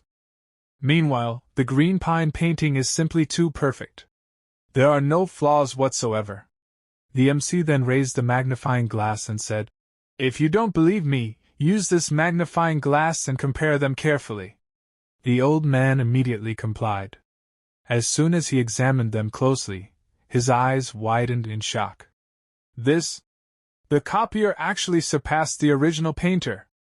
The two guests hurriedly looked again. After examining the paintings, one of them sighed deeply. "We've studied calligraphy and paintings for decades, yet we still failed to realize that this was a fake." The second guest shook his head in embarrassment. "This is truly shameful." Only now did they realize how foolish they had been. Just moments ago, they were mocking the MC for lacking knowledge. In reality, the three of them were the ones who had failed to see the truth. The MC had completely exposed their ignorance. Seeing that the matter was settled, the MC calmly said, "Since it's been confirmed that this painting is fake, Longyan Pavilion should honor its promise and compensate me 3 times the purchase price. Correct?" The old boss immediately nodded. "Of course, this old man's shop has been operating for decades. How could I go back on my word?" The MC replied. "There's no need to transfer money. Just allow me to choose a painting of equal value instead." The old boss agreed without hesitation. The MC then walked through the room and stopped in front of another painting. Looking at it carefully, he said, "This one isn't bad. It's a pity that its value should be around 2 million. My compensation isn't quite enough." The old man smiled and said, "Then I'll cover the remaining $800,000 for you, and there's no need for you to pay it back." The MC looked at him suspiciously. "The old gentleman is certainly generous.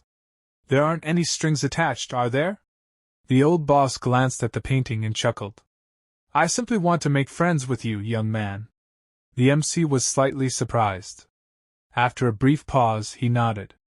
"All right then. I accept you as a friend."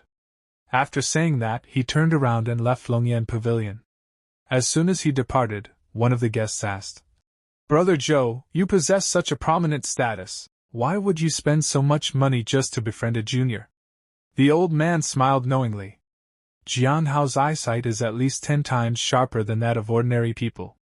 His martial talent must be equally extraordinary. Spending $800,000 to make friends with someone like him. I'm actually the one gaining a huge advantage." Afterward, the MC returned home. At that moment, Uncle Feng and the rest of the Feng family were gathered around the dining table eating dinner. As soon as he entered, Uncle Feng smiled. "Jiang Hao, you're back just in time. Come eat with us." The MC walked over and took a seat.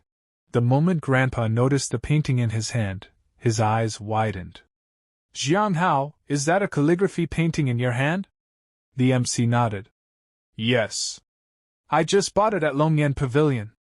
Hearing the words Longyan Pavilion, Grandpa was instantly shocked. "How did you get into LDrago's store?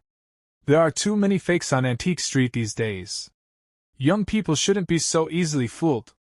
"Let me take a look," the MC calmly replied. "Rest assured. I already had it appraised. It's authentic." Grandpa immediately frowned. Before he could say anything, Uncle Feng looked surprised as well. At that moment, and Feng suddenly asked, "Even if it's authentic, where did you get the money to buy a painting?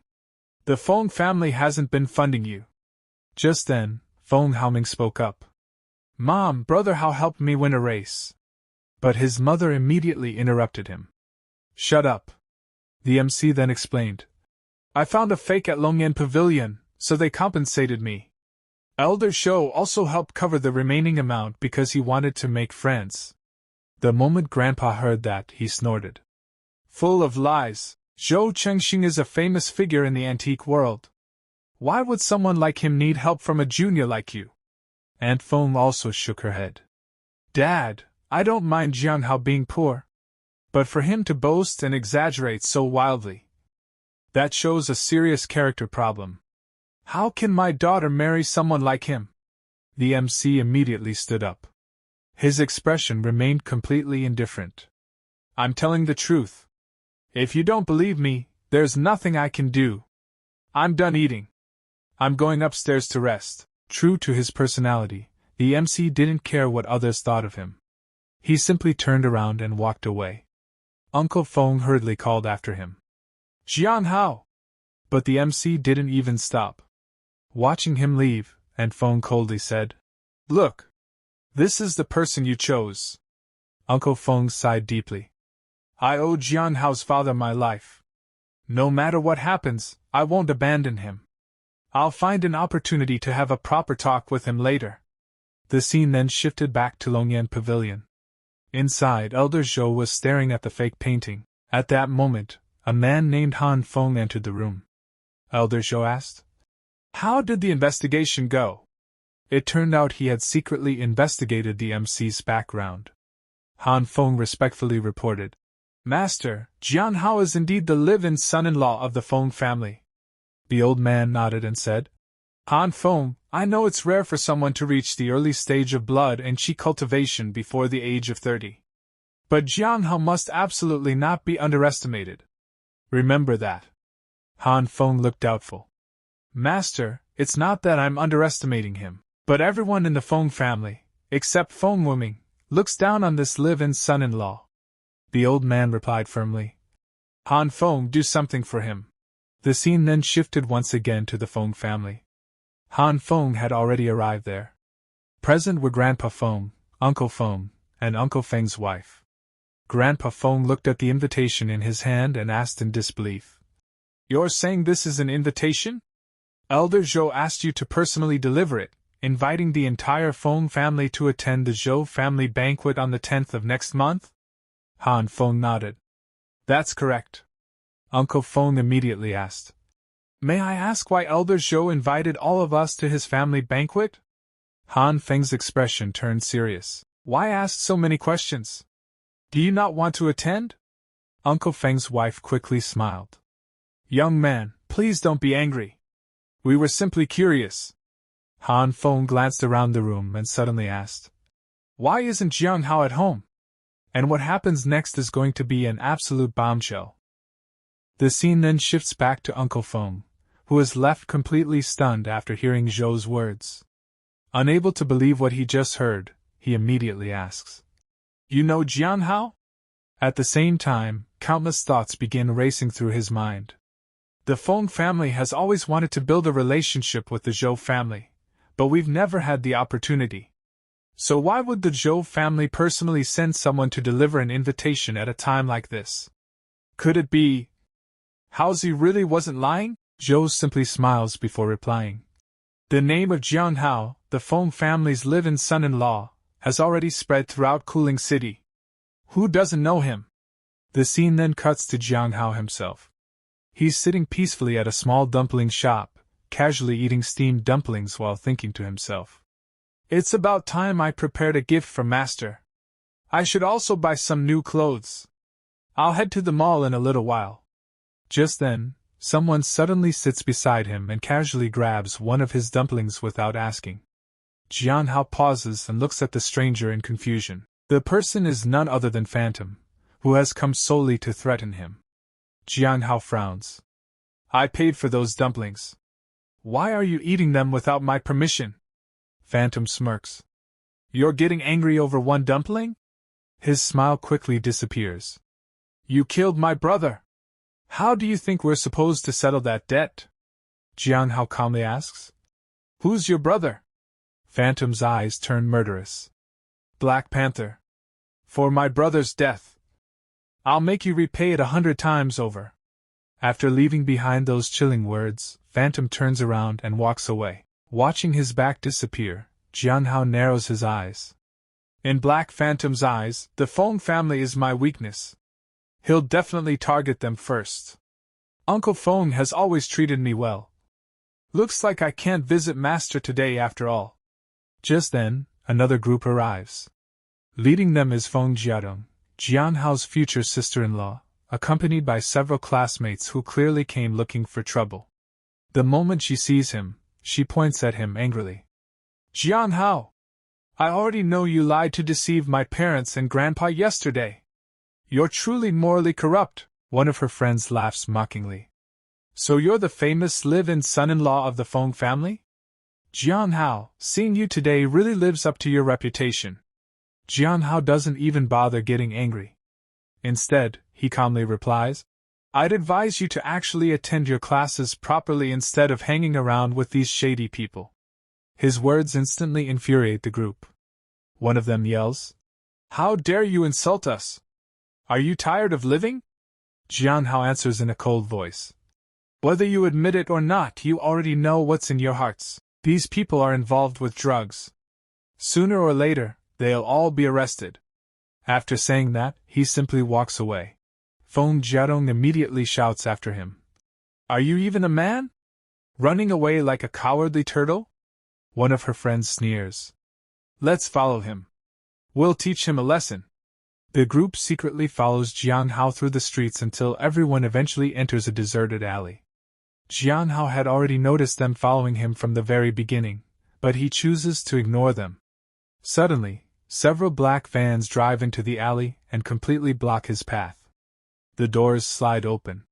More than a dozen thugs step out, each carrying heavy iron rods. Their intentions couldn't be more obvious.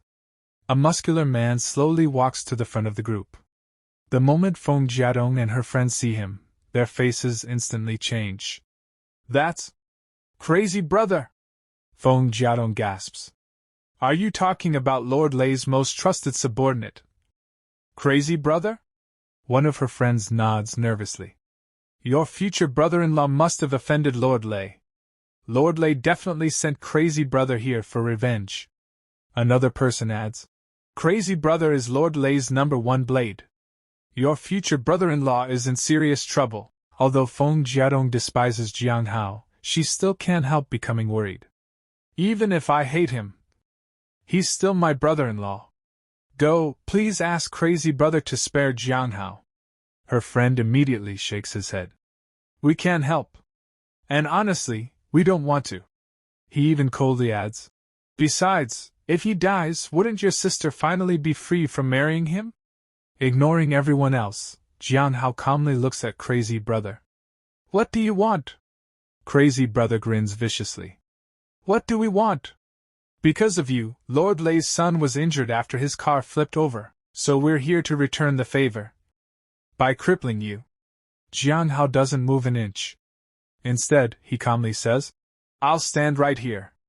Come at me." Hearing those arrogant words, Crazy Brother roars in anger and charges forward. "Give me your life!" Feng Jiadong instinctively closes her eyes. She can't bear to watch the bloodshed that's about to happen. But boom!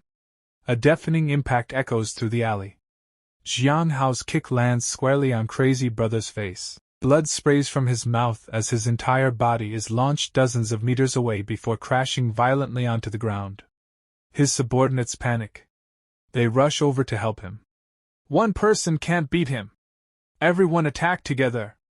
Before anyone can move, Crazy Brother painfully climbs back to his feet while clutching his chest. His face is completely pale. He hurriedly shouts, "Forget it! Take me away! We're no match for him!" Without wasting another second, his men throw him back inside the van. Just as quickly as they arrived, the entire convoy speeds away from the alley. Watching everything unfold, Feng Jiadong and her friends stand frozen in complete shock. Jiang Hao slowly turns around and fixes them with an ice-cold stare. His voice sends chills down everyone's spine. "If I ever see you together with Feng Jiadong causing trouble again, I'll skin every one of you alive!" The terrifying killing intent in his eyes almost makes the young man's soul leave his body. The arrogant students who had mocked him only moments ago immediately fall to their knees. They repeatedly bow their heads. "We'll never do it again! Please spare us!" The scene then shifts once again.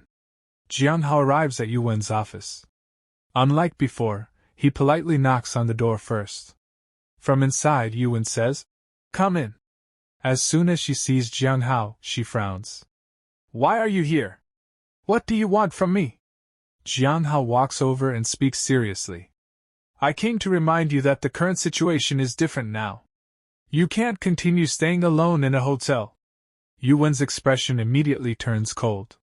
"Don't think that just because my father made you the Feng family's live-in son-in-law, you have the right to dictate my life," she continues without hesitation. "Let me make one thing clear.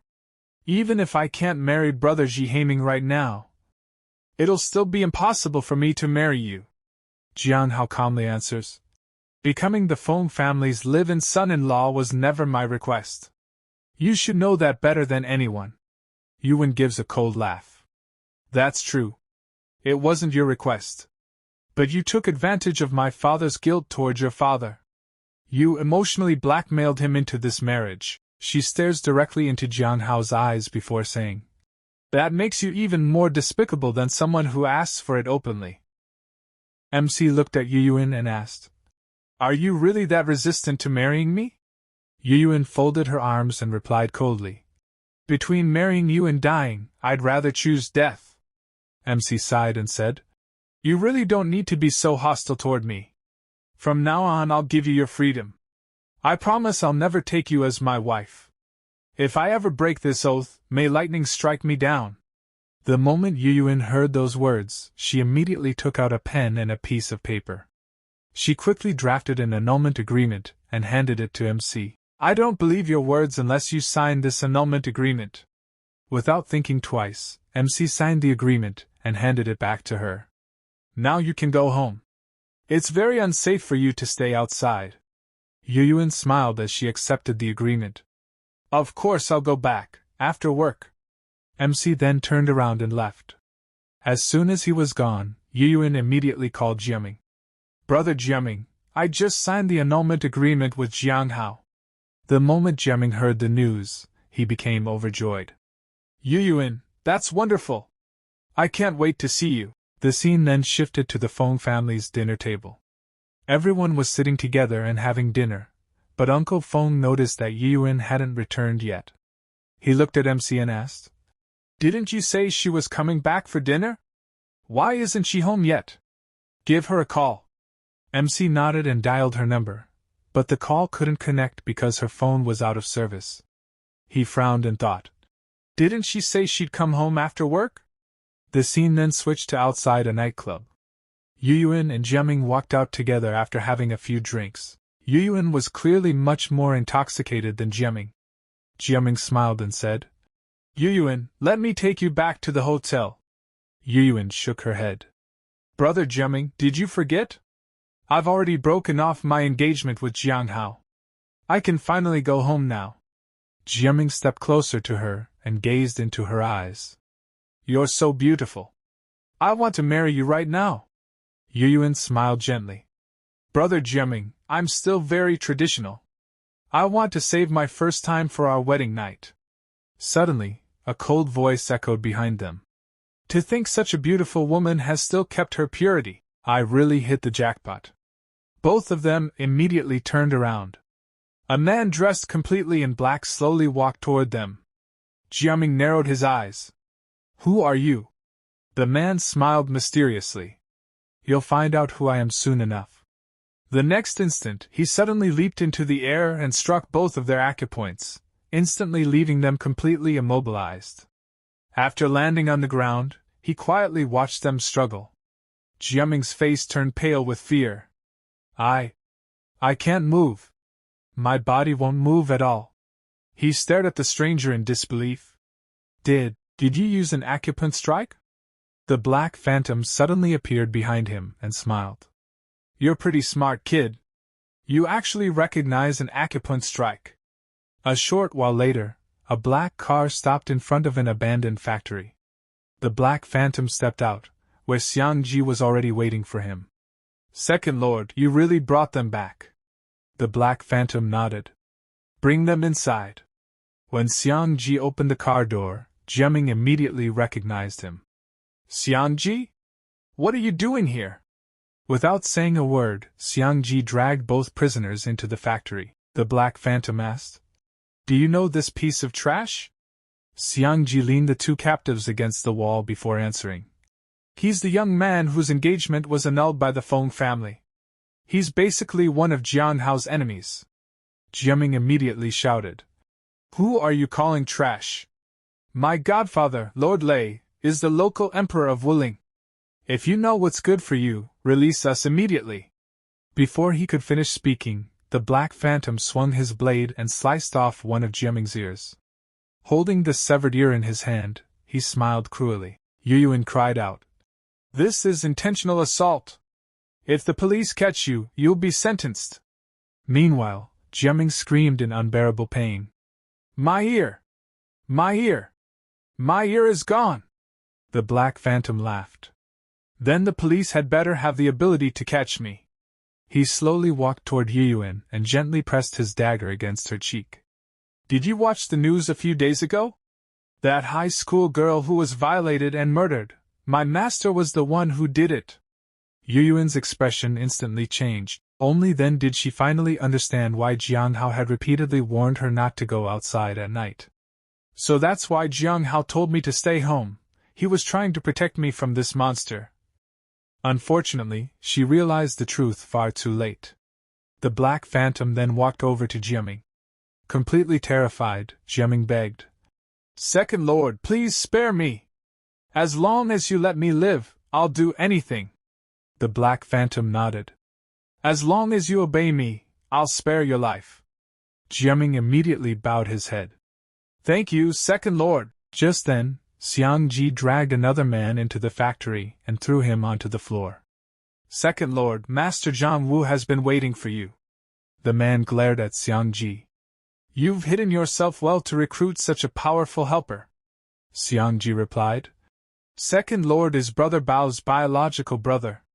You seized Brother Bao's properties through underhanded methods and even framed the Zhang family for murder. It's only natural for Second Lord to come back and avenge his brother." Both Yuyuan and Jiaming were completely stunned. Jiang Hao actually killed the underground boss, Black Panther? Zhang Wu sneered. "If you're really here for revenge, then why don't you go after Jiang Hao?" "Oh, I get it. You're afraid of him." The Black Phantom burst into laughter. "You think Jiang Hao is strong? Later, I'll let you watch him kneel before me like a dog and beg for my forgiveness." Zhang Wu laughed back. "Stop bluffing. If you weren't afraid of him, you wouldn't have kidnapped me while I was asleep. You're too scared to face my brothers head-on." The Black Phantom tossed him a phone. "I'll grant your wish. Xiang Ji, dial the number for him. Let him call his brother to come and save him." The Black Phantom then walked back to Yuyuan and stared at her beautiful face. "Little beauty, you're absolutely gorgeous. Just looking at you makes me restless." Yuyuan glared at him. "Get lost. Take your filthy hands off me." Instead, the Black Phantom grabbed her by the throat. "Your fiancé, Jiang Hao, killed my brother. So I'll have my way with you right in front of him. I'll make him watch as I destroy everything he cares about." Yuyuan glared back fearlessly. "You'll pay for this." Ignoring her threat, the Black Phantom dialed Jiang Hao's number. "Jiang Hao, your future wife is currently in my hands. And you know, I love beautiful women more than anything." Back at home, Jiang Hao answered the call. "You'd better release Yuyuan right now, or I'll make you regret this." The Black Phantom chuckled. "I'm giving you 1 hour.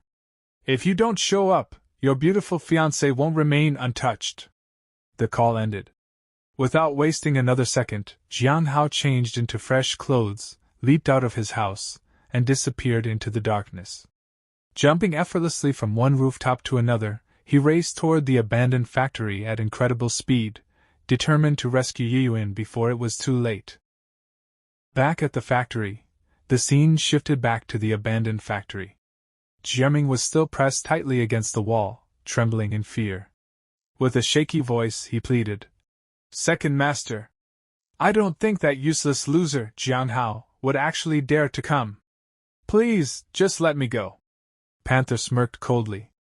"Let you go? So you don't care about your beloved woman anymore?" Nearby, Yunwu lowered her head in despair. "Brother Jiaming has no way to save me, and I'm afraid Jiang Hao won't dare to come either. If this scum really violates me, I'd rather bite my tongue and end my own life. I absolutely refuse to live in humiliation." Just then, a loud commotion erupted outside the factory. A large group of men rushed to the entrance, shouting as they charged inside to rescue Master Wu. 2 men led the group. One had bright red hair and carried a handgun. The other wielded a massive machete. "Master Wu, we're here." Seeing his men arrive, Master Wu's face lit up. "Crow. Ah Chang. I'm fine. My acupoints were only sealed." The red-haired man glared at Black Phantom and roared, "How dare you kidnap Master Wu with this ugly freak? I think you're tired of living." Black Phantom merely smiled. He casually tapped Master Wu's sealed acupoints, instantly restoring his movement. Then he said calmly, "Go reunite with your brothers. Only after you're no longer my hostage will they dare to attack without holding back. However, None of you are allowed to leave this factory. You can only walk out after they've killed me. Master Wu slowly stood up. Looking at Black Phantom, he nodded respectfully. I respect you as a real man. If you die today, I'll order my men to leave your corpse intact. After that, Master Wu walked back to his subordinates. One of them raised his machete and shouted, Brothers! Cripple Hao Ji and this ugly freak, then tie them up! The entire group immediately charged toward Black Phantom. Hao Ji was so frightened that his legs almost gave out. But Black Phantom simply smiled. Without the slightest hint of panic, he reached into his pocket and pulled out a small knife. Slash! With a single lightning-fast movement, one man's head flew into the air. His headless body collapsed at Black Phantom's feet. The smile disappeared from Black Phantom's face. His eyes turned ice cold. Then, he vanished, like a ghost moving through the battlefield. His knife flashed again and again. Heads flew through the air one after another. Bodies dropped to the ground in every direction. Within moments, several men had already been slaughtered. 2 attackers tried to ambush him from behind. But Black Phantom didn't even turn around. His blade sliced through both of them effortlessly. The red-haired man and his companion were completely stunned. The remaining thugs instinctively stepped backward, terror filling their faces. Finally, the red-haired man drew his pistol. No matter how strong you are, let's see if you can stop a bullet. Bang! The bullet shot straight toward Black Phantom. But at the very last moment, Black Phantom casually raised his knife. Clang! The blade split the bullet perfectly in half. The 2 bullet fragments flew backward and struck 2 men standing behind him. Both collapsed instantly. The entire factory fell silent. Even Master Wu's expression changed. In the distance, Jiaming and Yun Wu watched in horror. Yun Wu's heart sank. It looks like no one is coming to save me. Black Phantom slowly pointed his knife forward. Next. It's your turn. At that exact moment, a calm voice echoed through the factory. Stop. I'm here. Everyone turned toward the entrance. Jiang Hao had arrived. Seeing him, Black Phantom laughed. I predicted this perfectly. This idiot is actually willing to risk his life for a woman who doesn't even love him. Tears immediately filled Yun Wu's eyes. Jiang Hao! Run! You're no match for him. But deep inside, she couldn't stop thinking. He really came. Hao Ji glared at Jiang Hao with hatred. You butcher! You killed Brother Bao.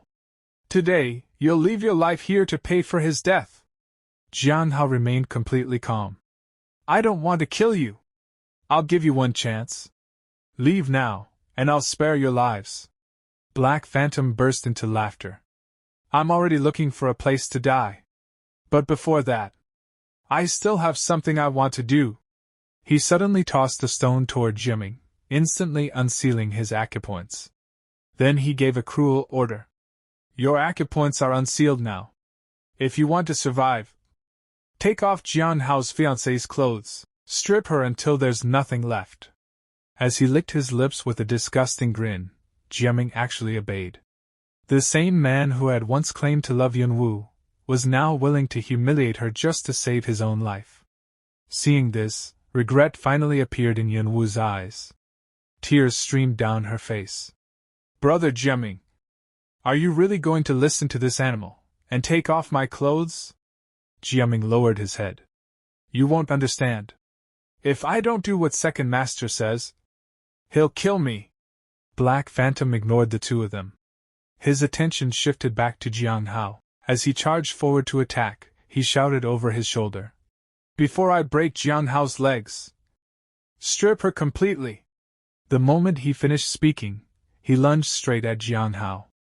However, Jiang Hao effortlessly dodged the attack. In the blink of an eye, he appeared behind Black Phantom. Boom!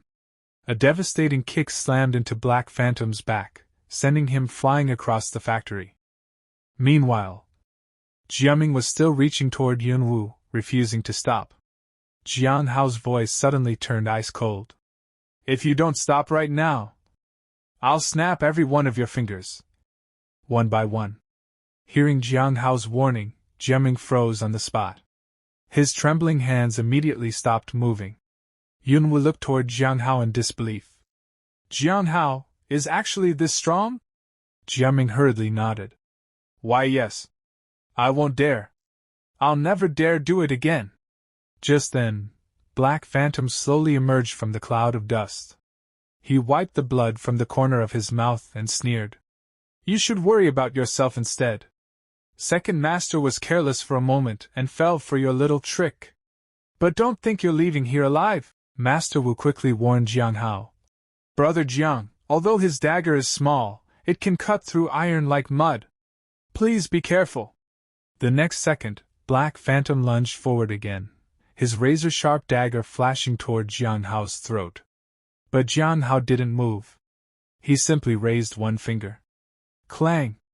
The dagger struck his fingertip. Then, it shattered into countless pieces. The smile on Black Phantom's face instantly disappeared. His eyes widened with pure terror. Before he could react. Boom! Jiang Hao's fist slammed directly into his face. The punch was so powerful that Black Phantom's jaw visibly twisted. His entire body shot backward like a cannonball before crashing into the factory wall with a deafening explosion. Dust filled the air. Jiang and Yunwu were completely stunned.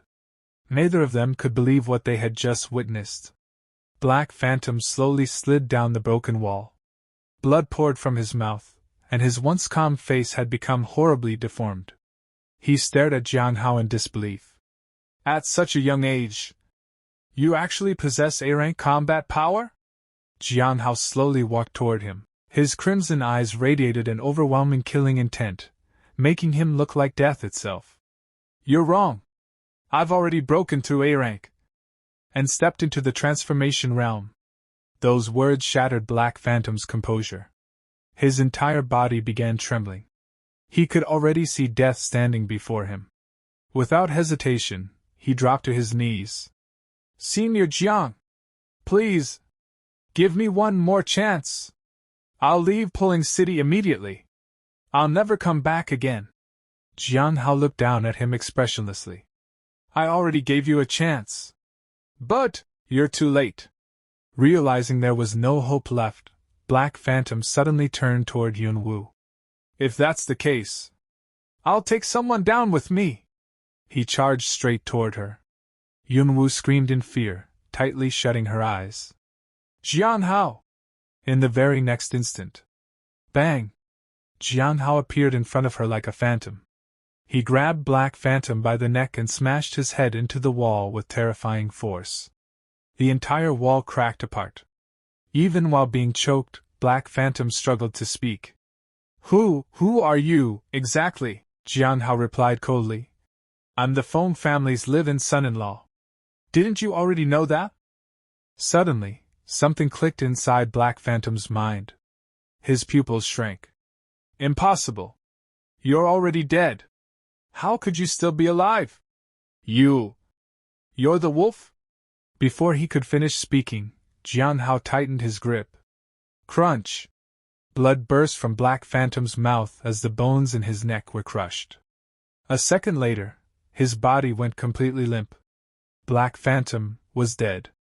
Jiang Hao silently thought, I can't let him reveal my true identity. Silence filled the factory.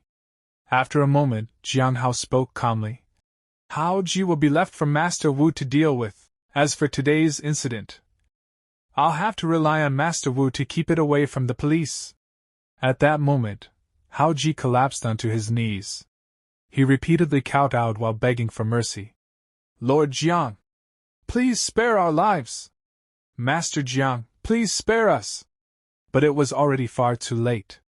Master Wu stepped forward and looked respectfully at Jiang Hao. This is only natural. If it weren't for you today, Brother Jiang, none of us would have survived. In the future, if there's ever anything you need, even if I must climb a mountain of blades or jump into boiling oil, I, Hu Jiang, will never refuse. His two subordinates immediately clasped their fists. Thank you, Brother Jiang, for saving our lives. From today onward, our lives belong to you.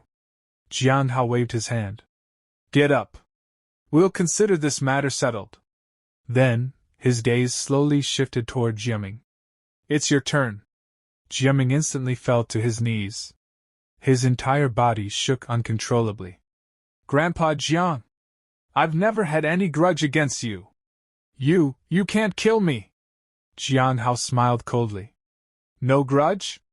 Then why did you send people to kill me last time? Those men have already turned into white bones.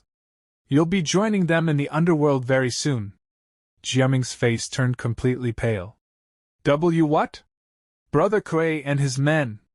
They were all killed by you. Jiang Hao asked indifferently. Do you have any last words? Desperate, Jiaming crawled toward Yunwu. He hugged her waist tightly and cried. Yunwu! You know I love you! Hurry! Please save me! Yunwu looked at Jiang Hao with tear-filled eyes. If you want to kill Brother Jiaming, you'll have to kill me first. Jiang Hao frowned. This kind of man says he loves you, and you actually believe him? Lowering her head, Yunwu whispered. I believe him. Everything he did. He only did it to survive. Jiang Hao couldn't help but laugh. I won't kill you. He turned and walked toward the exit.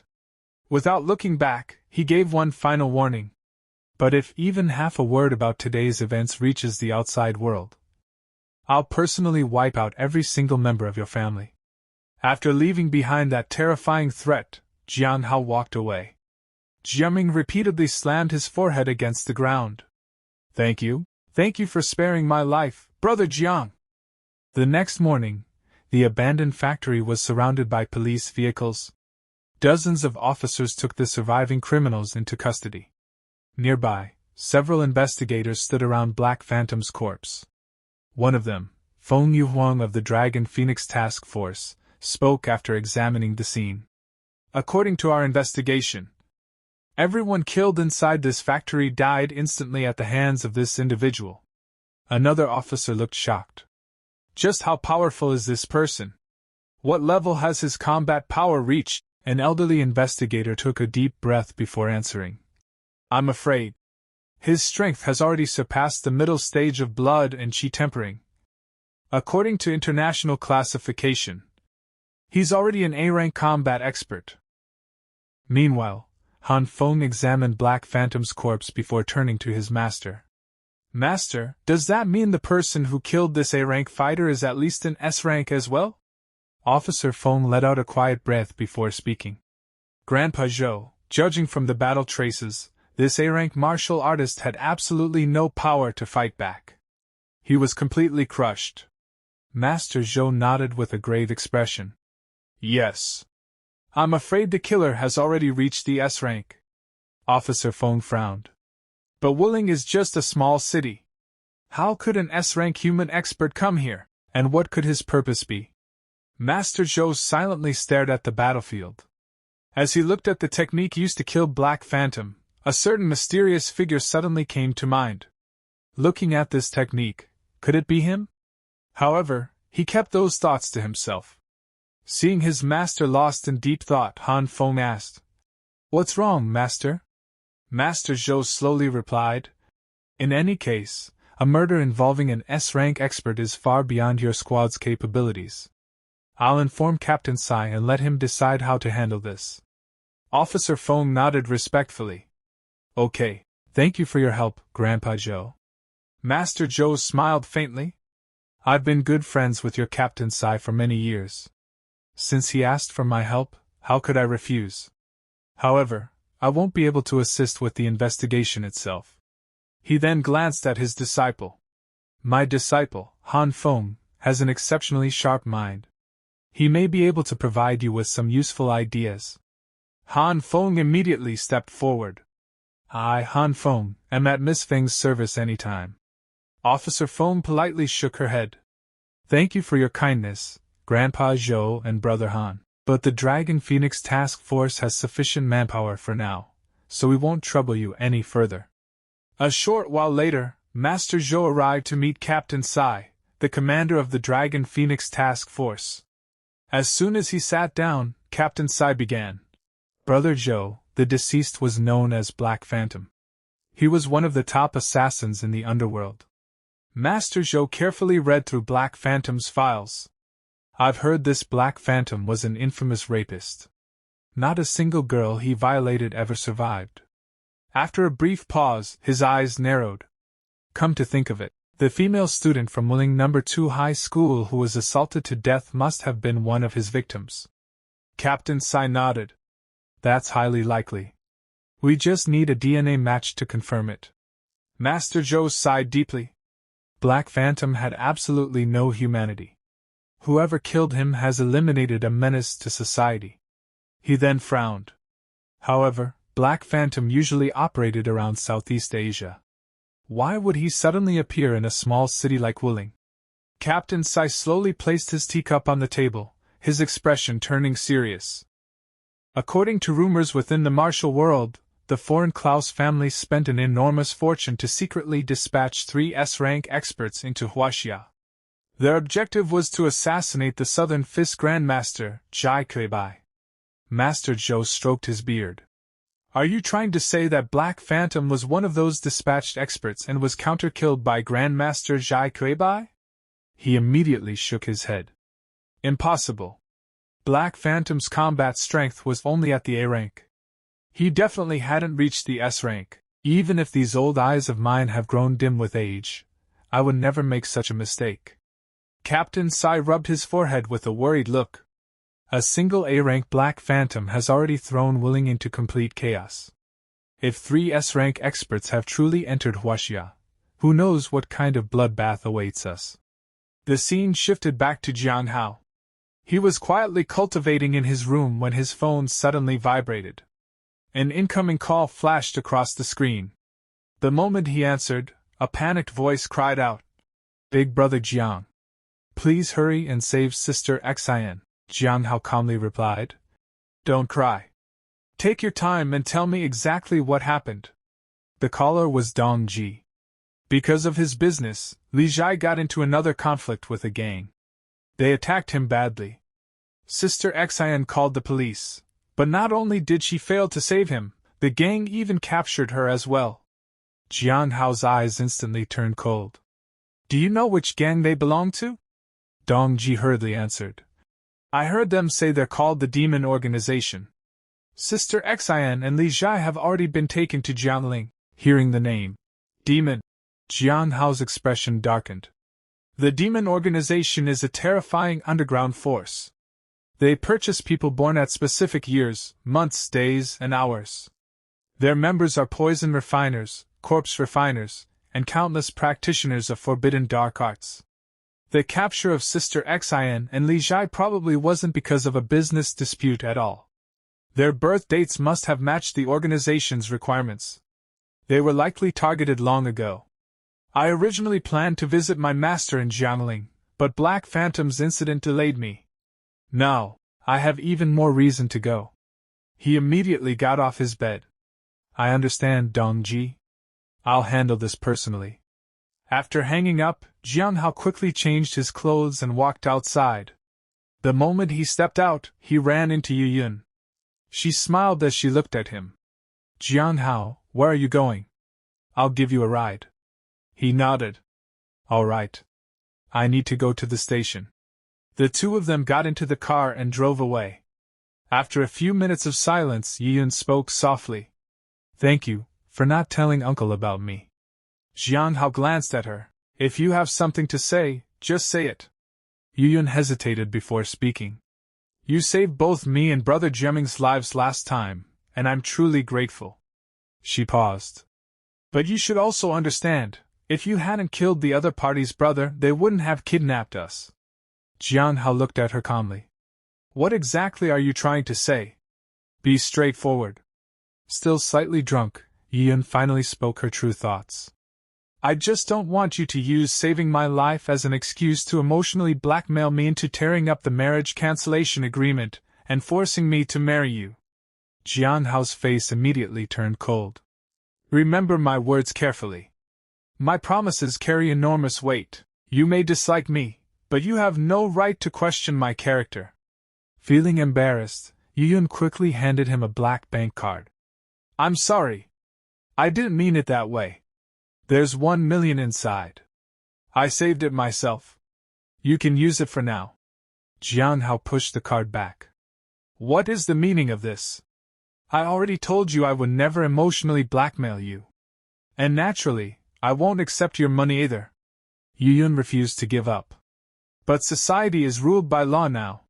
You can't make money by fighting and killing. Grandpa also forbade the Feng family from supporting you, and you're unwilling to find a normal job. There will always come a time when you need money. Are you planning to rely on street racing forever? Jiang Hao remained expressionless. I don't need it. Do I look like someone who's desperate for money? Yun sighed. Stop pretending to be strong. I'm only doing this for your own good. Jiang Hao's voice became ice cold. Since our engagement has already been cancelled. My affairs have nothing to do with you. Yun bit her lip. Fine, I'll never interfere in your affairs again. Silence filled the car. A moment later, Jiang Hao suddenly spoke. I advise you to stay away from Wen Jiaming. That kind of person appears kind on the surface, but deep inside he's selfish and filled with hostility. The moment she heard Wen Jiaming's name, Yun became furious. Although Brother Jiaming treated you badly before, he had his reasons. Talking behind his back like this is nothing but jealousy. You're simply jealous of his family background and education. She still had no idea who Jiang Hao truly was. Once she discovered the truth, the ground beneath her feet would completely disappear. Jiang Hao didn't bother explaining any further. Stupid woman.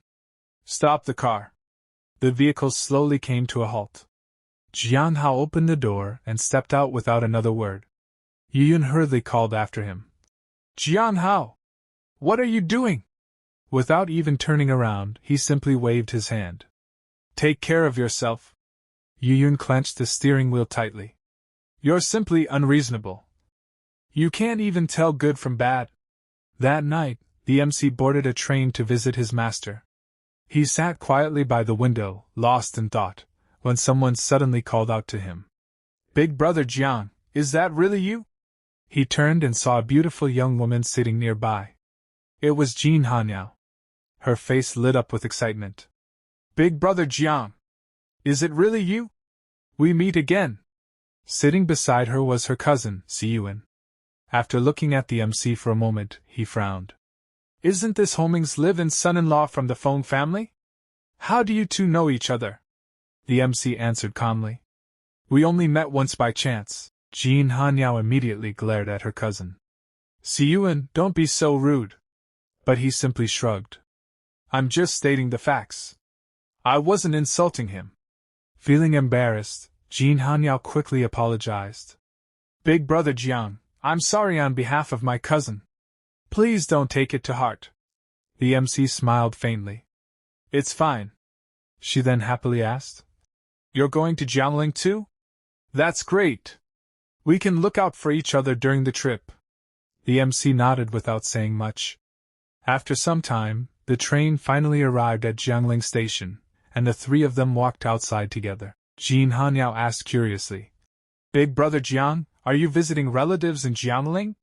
The MC replied. I suppose so. Before he could say anything else, Siyuan mocked him again. What kind of important relatives could a country bumpkin like him possibly have? Just then, a luxurious black sedan pulled up in front of them. A handsome young man stepped out and warmly welcomed Siyuan. When he noticed Jiang Hao, he smiled. Is this the beautiful cousin you mentioned? Siyuan quickly introduced everyone. Brother Lu, this is my cousin, Jiang Hao. She politely greeted him. Hello? However, the moment the MC looked at Lu Ming, his expression suddenly turned serious. He silently observed the terrifying aura surrounding the man. This person's aura is cold, dark, and incredibly heavy. It's most likely the result of cultivating forbidden dark arts. Lu Ming also glanced at the MC. Who is this? Siyuan casually answered. Just a friend we met on the high-speed train. Lu Ming smiled. Since you're friends, why don't you join us? I've already prepared a banquet at the hotel. The MC shook his head. I have something important to do, so I won't be going. Before leaving, he looked directly at Jiang Hao. I advise both of you not to go with this man. He's up to no good. Lu Ming's smile froze. Mr. Jiang, this is our first meeting. We have no grudge against each other. Why would you slander me like this? Siyuan also became angry. Even if I called you a live-in son-in-law on the train, I was only telling the truth. How can you falsely accuse my friend? The MC didn't argue. He simply turned around. I've already said everything I needed to say. Look out for yourselves. With those final words, he walked away. Jiang Hao wanted to stop him, but Siyuan held her back. Forget that ungrateful guy. The two cousins got into Lu Ming's black car. After driving for a while, he brought them to what looked like an abandoned, run-down hotel. Jiang Hao frowned. Why does this hotel look so strange? Siyuan laughed confidently. Brother Lu is sponsoring my racing competition. Why would he bring us somewhere bad? Lu Ming smiled. Miss Jean, although this hotel doesn't look luxurious, it serves the most authentic Sichuan and Shandong cuisine in Jiangling. It's a famous specialty restaurant. Even so, Jiang Hao still felt uneasy. As they walked inside, she noticed something strange. If this place is so famous, why aren't there any guests? Before she could finish speaking, Lu Ming interrupted her. The hotel's most exclusive private room is located underground. Siyuan laughed. Brother Lu, don't tell me you're taking us somewhere to eat wild game. The three of them entered the elevator. Suddenly, Lu Ming violently shoved both cousins forward. Siyuan was startled. Brother Lu, what does this mean? Instead of answering, Lu Ming burst into sinister laughter. The elevator doors slowly opened. Jiang Hao looked ahead, and instantly let out a terrified scream. Hearing her scream, Siyuan quickly turned around. The horrifying scene before them made both of them freeze. Countless grotesque insects were sealed inside transparent containers. Several people were tied up with ropes. The life force inside their bodies was being extracted. In the center of the room sat an old man, calmly collecting everyone's life energy into a strange black vessel. Lu Ming laughed. My real target this time was your heavenly beautiful cousin. You were merely the bait. Being able to serve my master is the greatest honor Miss Jean could ever receive. Siyuan pointed at him furiously. What do you mean? What are you planning to do? How dare you touch my cousin? I'll kill you! Lu Ming ignored him completely. He respectfully bowed toward the old man. Master, shall I send this woman to your room immediately so you can enjoy her? The old man slowly opened his eyes. He looked incredibly ancient. Not for the next few days. My fusion with the natal goo has reached its critical stage. I cannot act recklessly. Lu Ming nodded. He dragged both cousins into another room where many other prisoners were already tied up. Siyuan desperately threatened him and even mentioned his family's influence. But Lu Ming only sneered before throwing both of them inside and locking the door. Sitting helplessly on the floor, Jiang Hao remembered the MC's warning. She bitterly regretted ignoring him. Big brother Jiang, I shouldn't have ignored your advice. Outside, Lu Ming laughed loudly. Mr. and Mrs. Jean, have you ever heard of the infamous Nightmare Organization? The Jean family is nothing more than ants before our demon organization. After saying that, he left. Siyuan lowered his head in despair. Cousin, it's all my fault. I believed that animal when he talked about investing in my racing competition. Jiang Hao sighed with tears in her eyes. Regretting it now is useless. We have to face what's in front of us. She then noticed another woman imprisoned in the room. Big sister, how long have you been locked up here? The woman answered weakly. Half a year. Jiang Hao was shocked. Why didn't you escape? The woman silently lifted her clothes and revealed her horribly swollen stomach. The sight was disgusting. This place is as secure as an iron fortress. Escape is impossible. Anyone who resists suffers inhuman torture at the hands of that ugly old man. Both cousins were horrified. Siyuan completely broke down. Cousin, can we still get out alive? Jiang Hao couldn't answer. Tears streamed down her face as she cried silently. Elsewhere, another imprisoned girl desperately whispered, "Big brother Jiang, where are you?" The next morning, the MC finally arrived at Qinzhou Mountain. He entered a quiet courtyard where a man was feeding fish. The MC immediately called out, "Eldest senior brother!" The man turned around and instantly recognized him. "Fourth junior brother! You finally decided to come back." He happily walked over to hug him. The MC quickly stopped him. "Forget the hug. Take me to Master immediately." His senior brother sighed. "Master left to travel 3 years ago. He never told us where he was going." The MC asked anxiously. "Did he at least say when he'd return?" His senior brother nodded. "He only left 2 sentences. He might return within his lifetime, or he might never return at all." The MC immediately entered his master's study.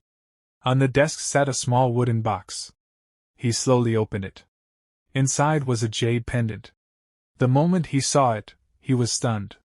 "This jade pendant, why does it have exactly the same dragon pattern as the mark on my chest?" There was also a handwritten letter.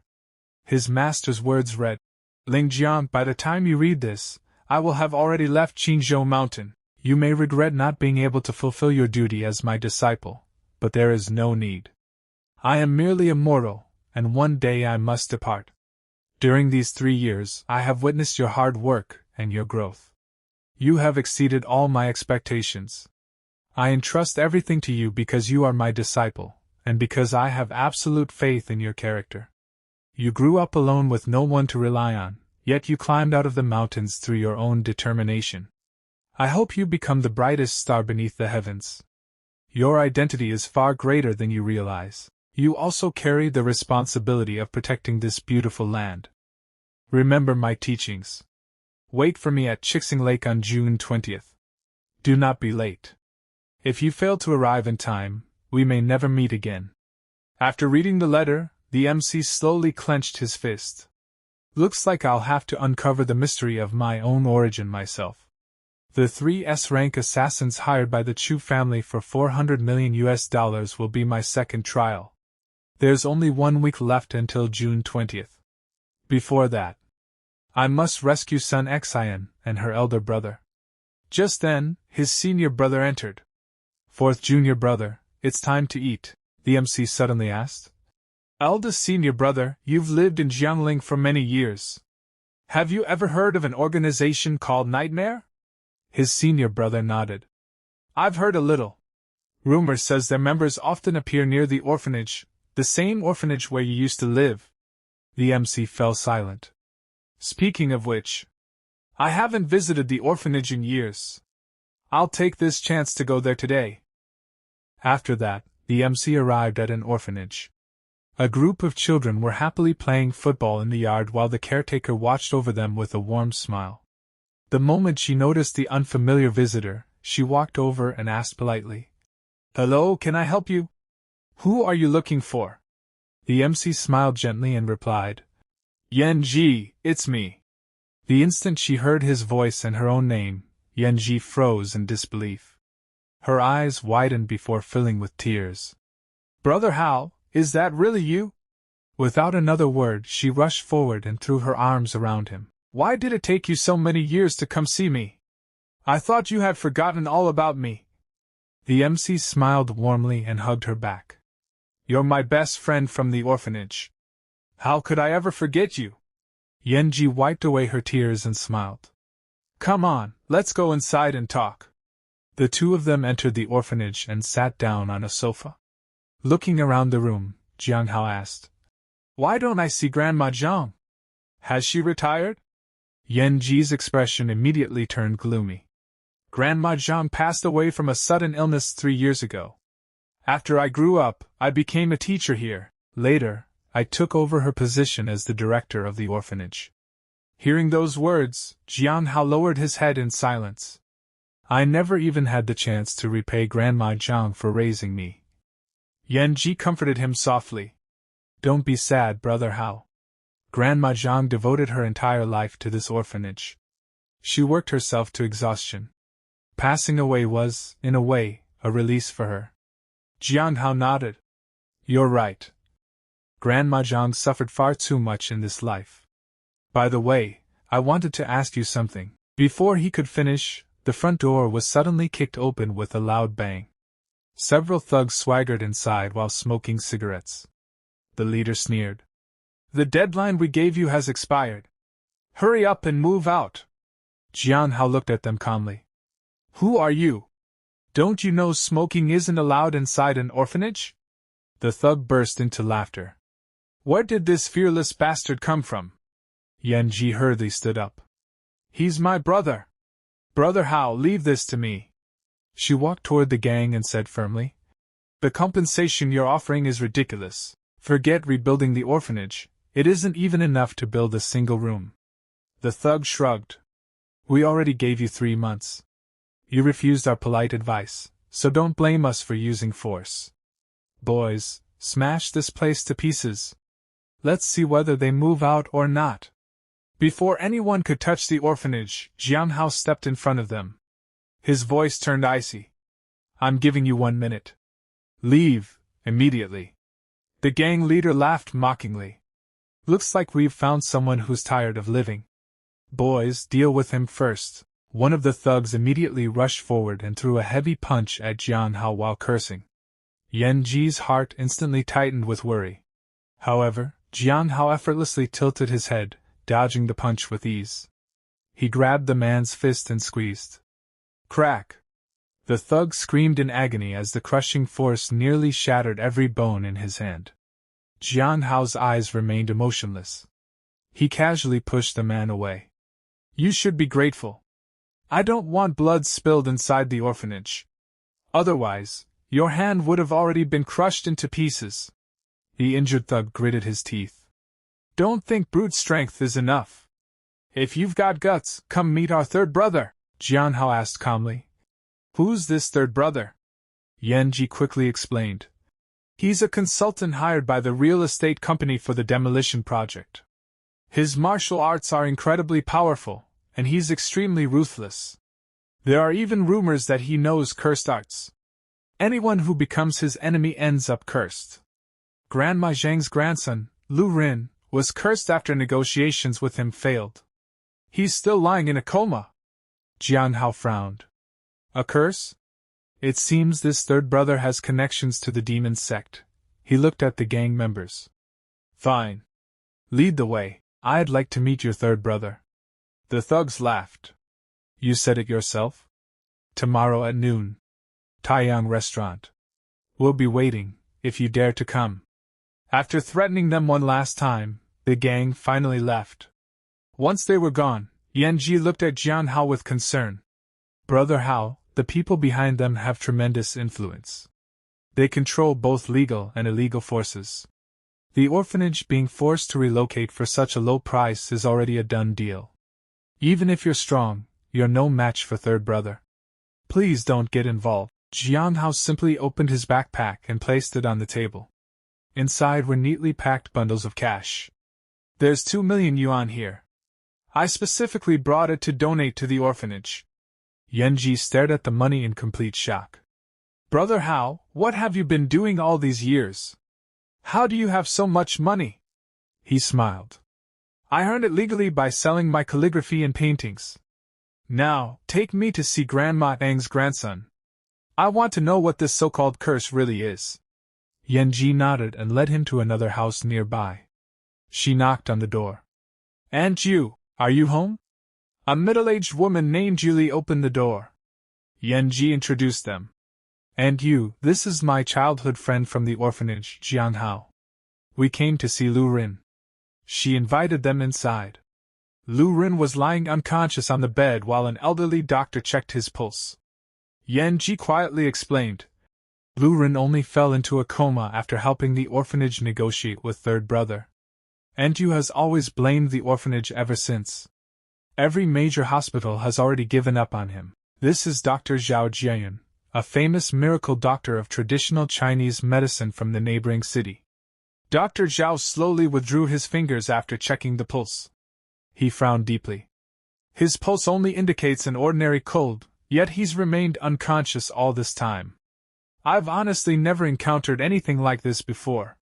Yu grabbed his hand desperately. Dr. Zhao, I'm begging you. Please save my son. The old doctor sighed helplessly. I will naturally do my very best, but this illness is simply too strange. I'm powerless. Meanwhile, Jiang Hao noticed strands of black energy leaking from Lu Ren's forehead. His eyes narrowed. A goo worm. This isn't a curse at all, Dr. Zhao continued.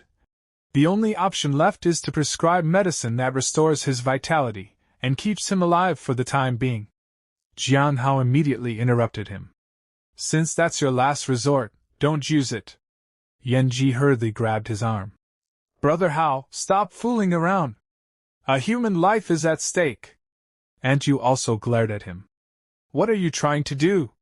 Do you want to hurt my son? Dr. Zhao frowned. Young man, if you aren't from a prestigious medical family, don't be so arrogant. Jiang Hao spoke calmly. If you want your son to survive, don't stop me. His unwavering confidence caused Yu to hesitate. Jiang Hao walked over to Lu Ren. He looked at Dr. Zhao.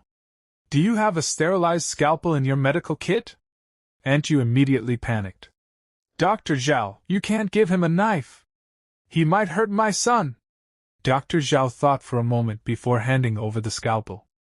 We have no better solution right now. Let him try. I'll stay here and stop him if anything goes wrong. Jiang Hao placed one finger gently against Lu Ren's forehead. Golden true qi immediately flowed from his fingertip. This goo worm won't be able to withstand true qi. It'll abandon the brain and move elsewhere. He slowly guided the golden energy downward from Lu Ren's forehead toward his neck. Everyone watched in stunned silence. Suddenly, something strange began wriggling beneath Lu Ren's skin. Dr. Zhao's eyes widened. What is this? I've practiced medicine my entire life and have never seen anything like it. Yu cried anxiously. What are you doing to my son? Without looking back, Jiang Hao warned them. Don't come any closer. He continued forcing the creature lower until it reached Lu Ren's chest. Then he made a tiny incision with the scalpel. A black insect immediately burst out. In one swift motion, Jiang Hao struck it with the blade before grabbing it in his hand. Without hesitation, crack! He crushed the creature to death. Holding up the remains, he explained. This is a goo worm. Its appearance and composition are extremely similar to the human body, which is why CT scans and MRIs couldn't detect the true cause of Lu Ren's illness. Yu stared at the dead insect in horror. Are you saying this bug is what put my son into a coma? Jiang Hao nodded. That's right. Yanji then asked. Brother Hao, if the goo worm is dead, why hasn't Lu Ren woken up yet? Jiang Hao explained. His brain has been damaged by the goo worm over a long period of time. It needs time to recover. I'll send some true qi into his body, and he should wake up soon. He placed his finger on Lu Ren's forehead once more and transferred pure true qi into his body. Moments later, Lu Ren's eyelids slowly trembled. Still half conscious, he muttered weakly. Mom, why are there so many guests at home today? The moment Yu heard her son's voice, tears streamed down her face. Runner! You're finally awake! Dr. Zhao was completely astonished. He immediately bowed respectfully to Jiang Hao. Mr. Jiang, your medical skills are extraordinary. Please forgive my earlier rudeness. Jiang Hao smiled modestly. It's nothing. Goo worms don't fall within the scope of ordinary medicine. It's perfectly normal that Dr. Zhao couldn't treat it. I was simply fortunate enough to recognize it. After everything was settled, Jiang Hao and Yanji walked outside. Yu personally came out to see them off. She bowed gratefully. Mr. Jiang, thank you for saving Renner. I wrongly blamed you earlier. Please forgive me. Jiang Hao shook his head. And you, there's no need to thank me. Grandma Zhang raised me when I had nowhere else to go. Saving her grandson is simply my way of repaying her kindness. As Jiang Hao and Yanji left together, she looked at him with admiration. Brother Hao, what exactly have you experienced after leaving the orphanage? How did you become this amazing? Jiang Hao smiled faintly. I practiced martial arts for a few years and worked overseas. I've simply broadened my horizons, that's all. The next day, Jiang Hao arrives at the Tanyang Tower and stands right at the entrance. Just then, his sister Yaji calls out to him. As soon as Jiang Hao sees her, he looks surprised and asks, "Why are you here?" Yaji explains that she brought 2 people with her because their strength might be useful. Both of them are also from the orphanage, and they have volunteered to help Jiang Hao deal with whatever happens inside the tower. Meanwhile, inside the Tanyang Tower, the man who previously threatened Jiang Hao is already sitting with a large group of his men. His third brother is also there, and he is explaining Jiang Hao's situation. He tells them that Jiang Hao possesses considerable strength, which is exactly why they have lured him here today. But the third brother casually scoffs. "He's nothing but a bug. I can crush him whenever I want, take down the entire orphanage, and bring it under our control." The man immediately praises him. "Exactly. Even the King of Heaven himself would have to kneel and sign an agreement when dealing with us." Just then, Jiang Hao walks into the room. The moment the man sees him, he recognizes him. "Brother Jiang! What goes around comes around. Looks like we meet again." Jiang Hao calmly replies, "So we do." As he looks around the room, Jiang Hao realizes something. To think it's him. Looks like both Jin Hanao's siblings and the Sun Senseo's siblings are here. One of the thuggish-looking men then looks toward Jiang Hao and smirks. "It just so happens that I've heard a few things about the orphanage. I wonder if Brother Jiang can call the source regarding the demolition of the orphanage." Jiang Hao calmly takes a seat. "Of course." The man walks over to him with a glass of red wine. "But let me make one thing clear from the beginning. If you're planning to increase the demolition compensation, then forget about it." "I know that," Jiang Hao replies. The man looks at him suspiciously. "Then why did Brother Jiang specifically ask to meet me by name?" Jiang Hao casually answers. "To eat some food and drink some wine." The man pours wine into Jiang Hao's glass and places a hand on his shoulder. "Good. Then I'll pour wine for the 4 of you. However, after we eat, I hope you can introduce us to the boss of your demolition company." "No problem," Jiang Hao replies. "After we finish eating, I'll take everyone there." But secretly, the man is thinking something completely different. "You want to meet my master? Let's see if you have the life to make it that far." Jiang Hao suddenly glances at the wine. Something feels wrong. After examining it carefully, he realizes that the man has already planted a heart-devouring goo inside the wine. Jiang Hao quietly pours some of the wine into another glass. Then he raises the glass and says, "This first cup of wine represents sincerity. I'll take a bigger cup."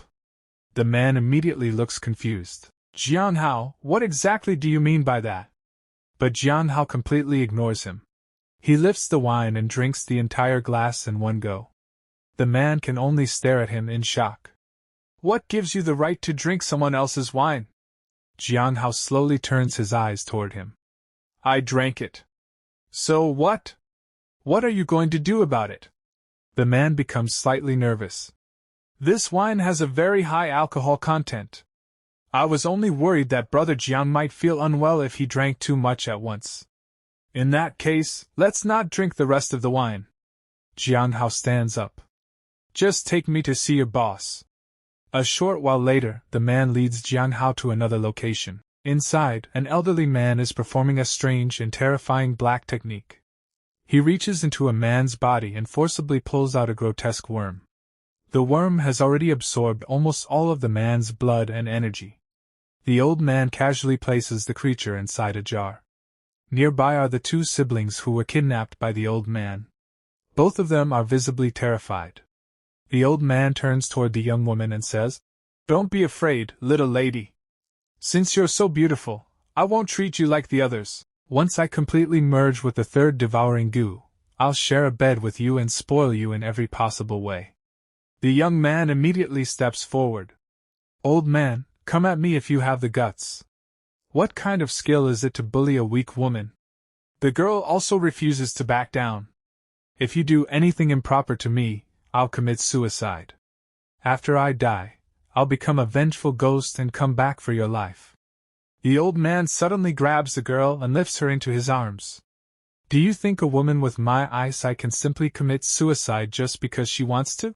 I think I'll have to take you right now. Just then, Jiang Hao is brought into the room. The moment the girl sees him, her eyes widen. Big brother. She immediately calls out for his help. The old man looks at Jiang Hao curiously. What kind of physique does this person possess?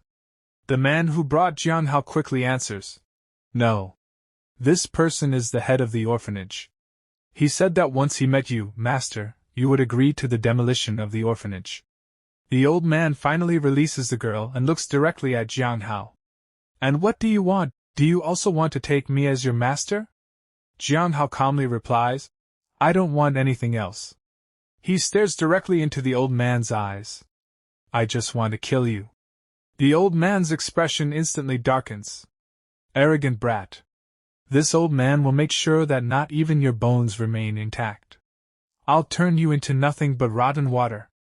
As soon as he finishes speaking, he unleashes his terrifying black technique toward Jiang Hao. But Jiang Hao doesn't even flinch. He moves forward at incredible speed, effortlessly dodging every attack. In the blink of an eye, Jiang Hao appears behind the old man. He grabs both of the old man's arms, lifts him off the ground, and throws him away with overwhelming force. Boom! The old man crashes violently into the wall. His subordinate is stunned. Master! He immediately rushes over to help him. The old man wipes the blood from the corner of his mouth and looks at Jiang Hao in disbelief. Wild disciple! Just what kind of person did you bring back to me? The two kidnapped siblings are completely stunned by Jiang Hao's strength. But soon, their fear turns into excitement. He can actually defeat this old monster. For the first time, they believe they might survive.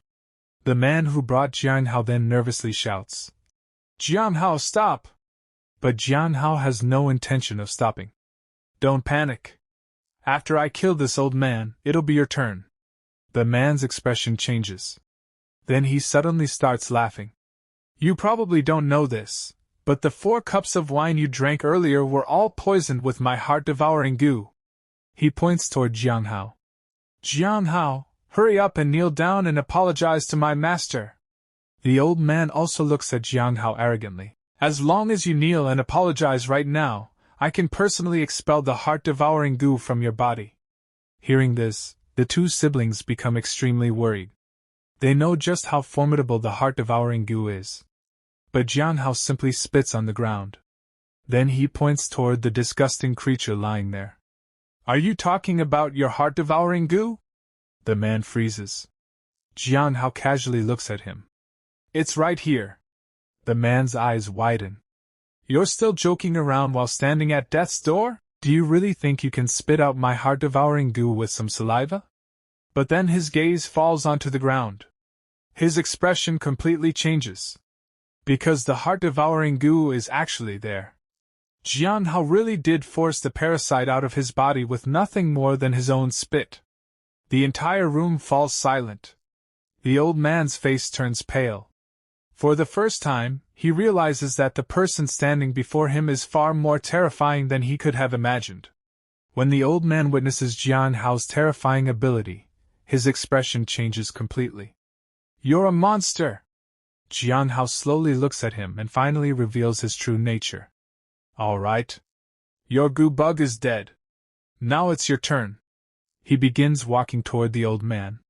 Then, without warning, Jiang Hao launches a devastating kick straight into the old man's stomach. Boom!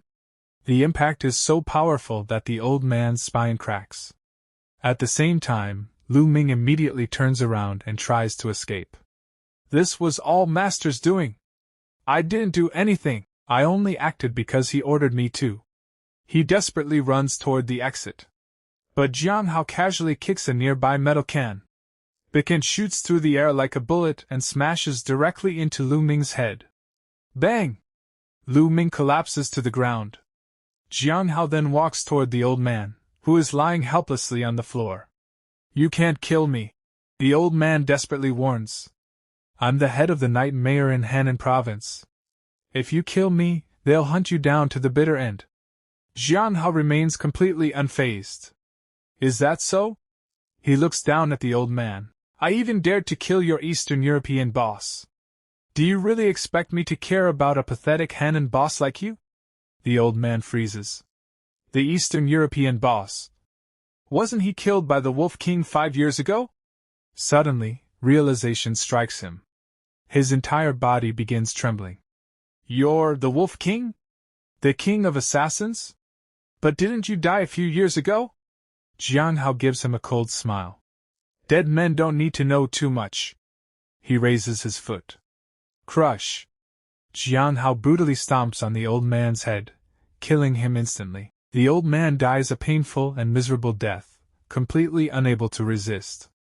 After everything is settled, the two rescued siblings approach Jiang Hao. Thank you, big brother Jiang. We really owe you our lives. Jiang Hao shakes his head. You don't need to thank me. Saving you was simply the right thing to do. Then he looks at the young man. Please help untie the ropes around the rest of the people. There are 2 women and 2 men waiting upstairs who can assist you. The young man immediately agrees. Jiang Hao then goes to the people he originally came to rescue. The young woman becomes incredibly happy when she sees her brother safe. Jiang Hao quietly thinks to himself, thank goodness she's still here. I'm sorry, Red Wolf. I failed to protect your family once again. The girl looks at him with tears in her eyes. Big brother Jiang, I knew you would definitely come to save us. Her brother also bows his head. Big brother Jiang, this is all my fault. Jiang Hao doesn't say much. Instead, he uses his energy to heal their injuries. A while later, everyone is placed inside a bus. Jiang Hao turns toward his sister Jiaji. I'll trouble you to take these victims to the hospital and look after them. But one of the girls immediately looks at him. Aren't you going to the hospital? Where else are you going? The demolition company is still delaying things. Jiang Hao replies. I need to have a talk with the boss who bought the orphanage land. Another girl then asks. Where are you going? I have something to take care of, so I won't be going with you. The girl suddenly offers. I can help you. I'm a geography buff, so I'm quite familiar with not just Jingling, but all of Huaxia. If you're traveling, wouldn't it be better to go with me? Jiang Hao looks at her. You're familiar with all parts of Huaxia? Then do you know where the Clear Breeze Pavilion near Jiang Lake is? Of course. I've been there before. She thinks for a moment. It's in Nagbing province. But Jiang Lake isn't very big, and it isn't even marked on most maps. That makes the Clear Breeze Pavilion extremely difficult to find. She smiles. Big brother Jiang, if you're going to Jiang Lake, it'll be much more convenient if you take me along. I'm not picky about food, clothing, housing, or transportation. Jiang Hao considers it for a moment. All right. You go to the hospital first. I'll come find you when I'm ready to set off. The girl immediately becomes happy. Okay. Meanwhile, in another location, we see a middle-aged man wearing an expensive suit.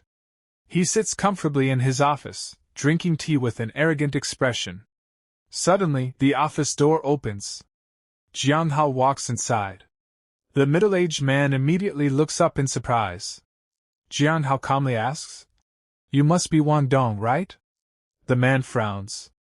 Who are you? And what do you want with me? As long as I've got the right person, you're the one who bought the land for the orphanage, right? Jiang Hao continues. And you were the one who set the demolition compensation standard, correct? The middle-aged man realizes who he is. You're from the orphanage, aren't you? That's right. The man suddenly becomes furious. I said what I said. And you dare come here just to pick a fight with me? He points directly at Jiang Hao. I think you're tired of living. Before he can say another word. Swish.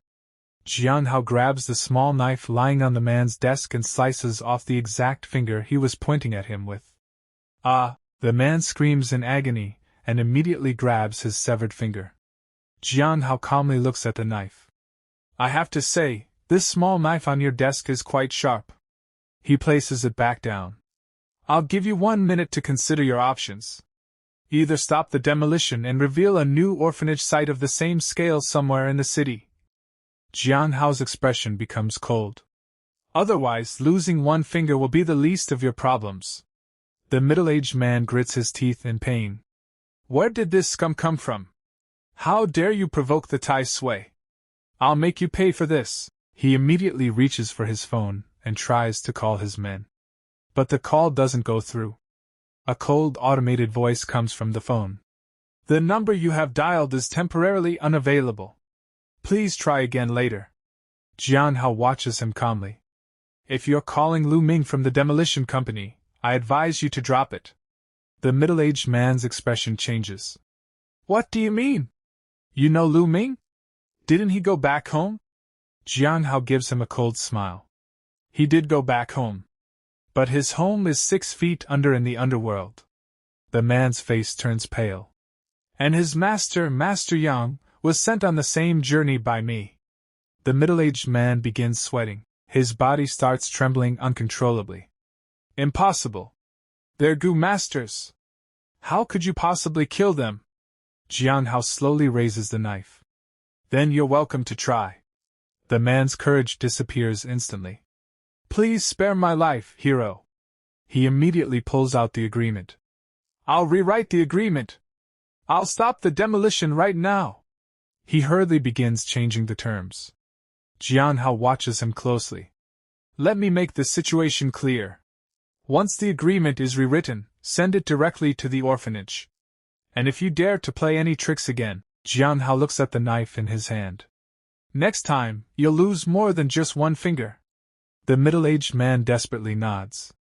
Yes, yes. I understand.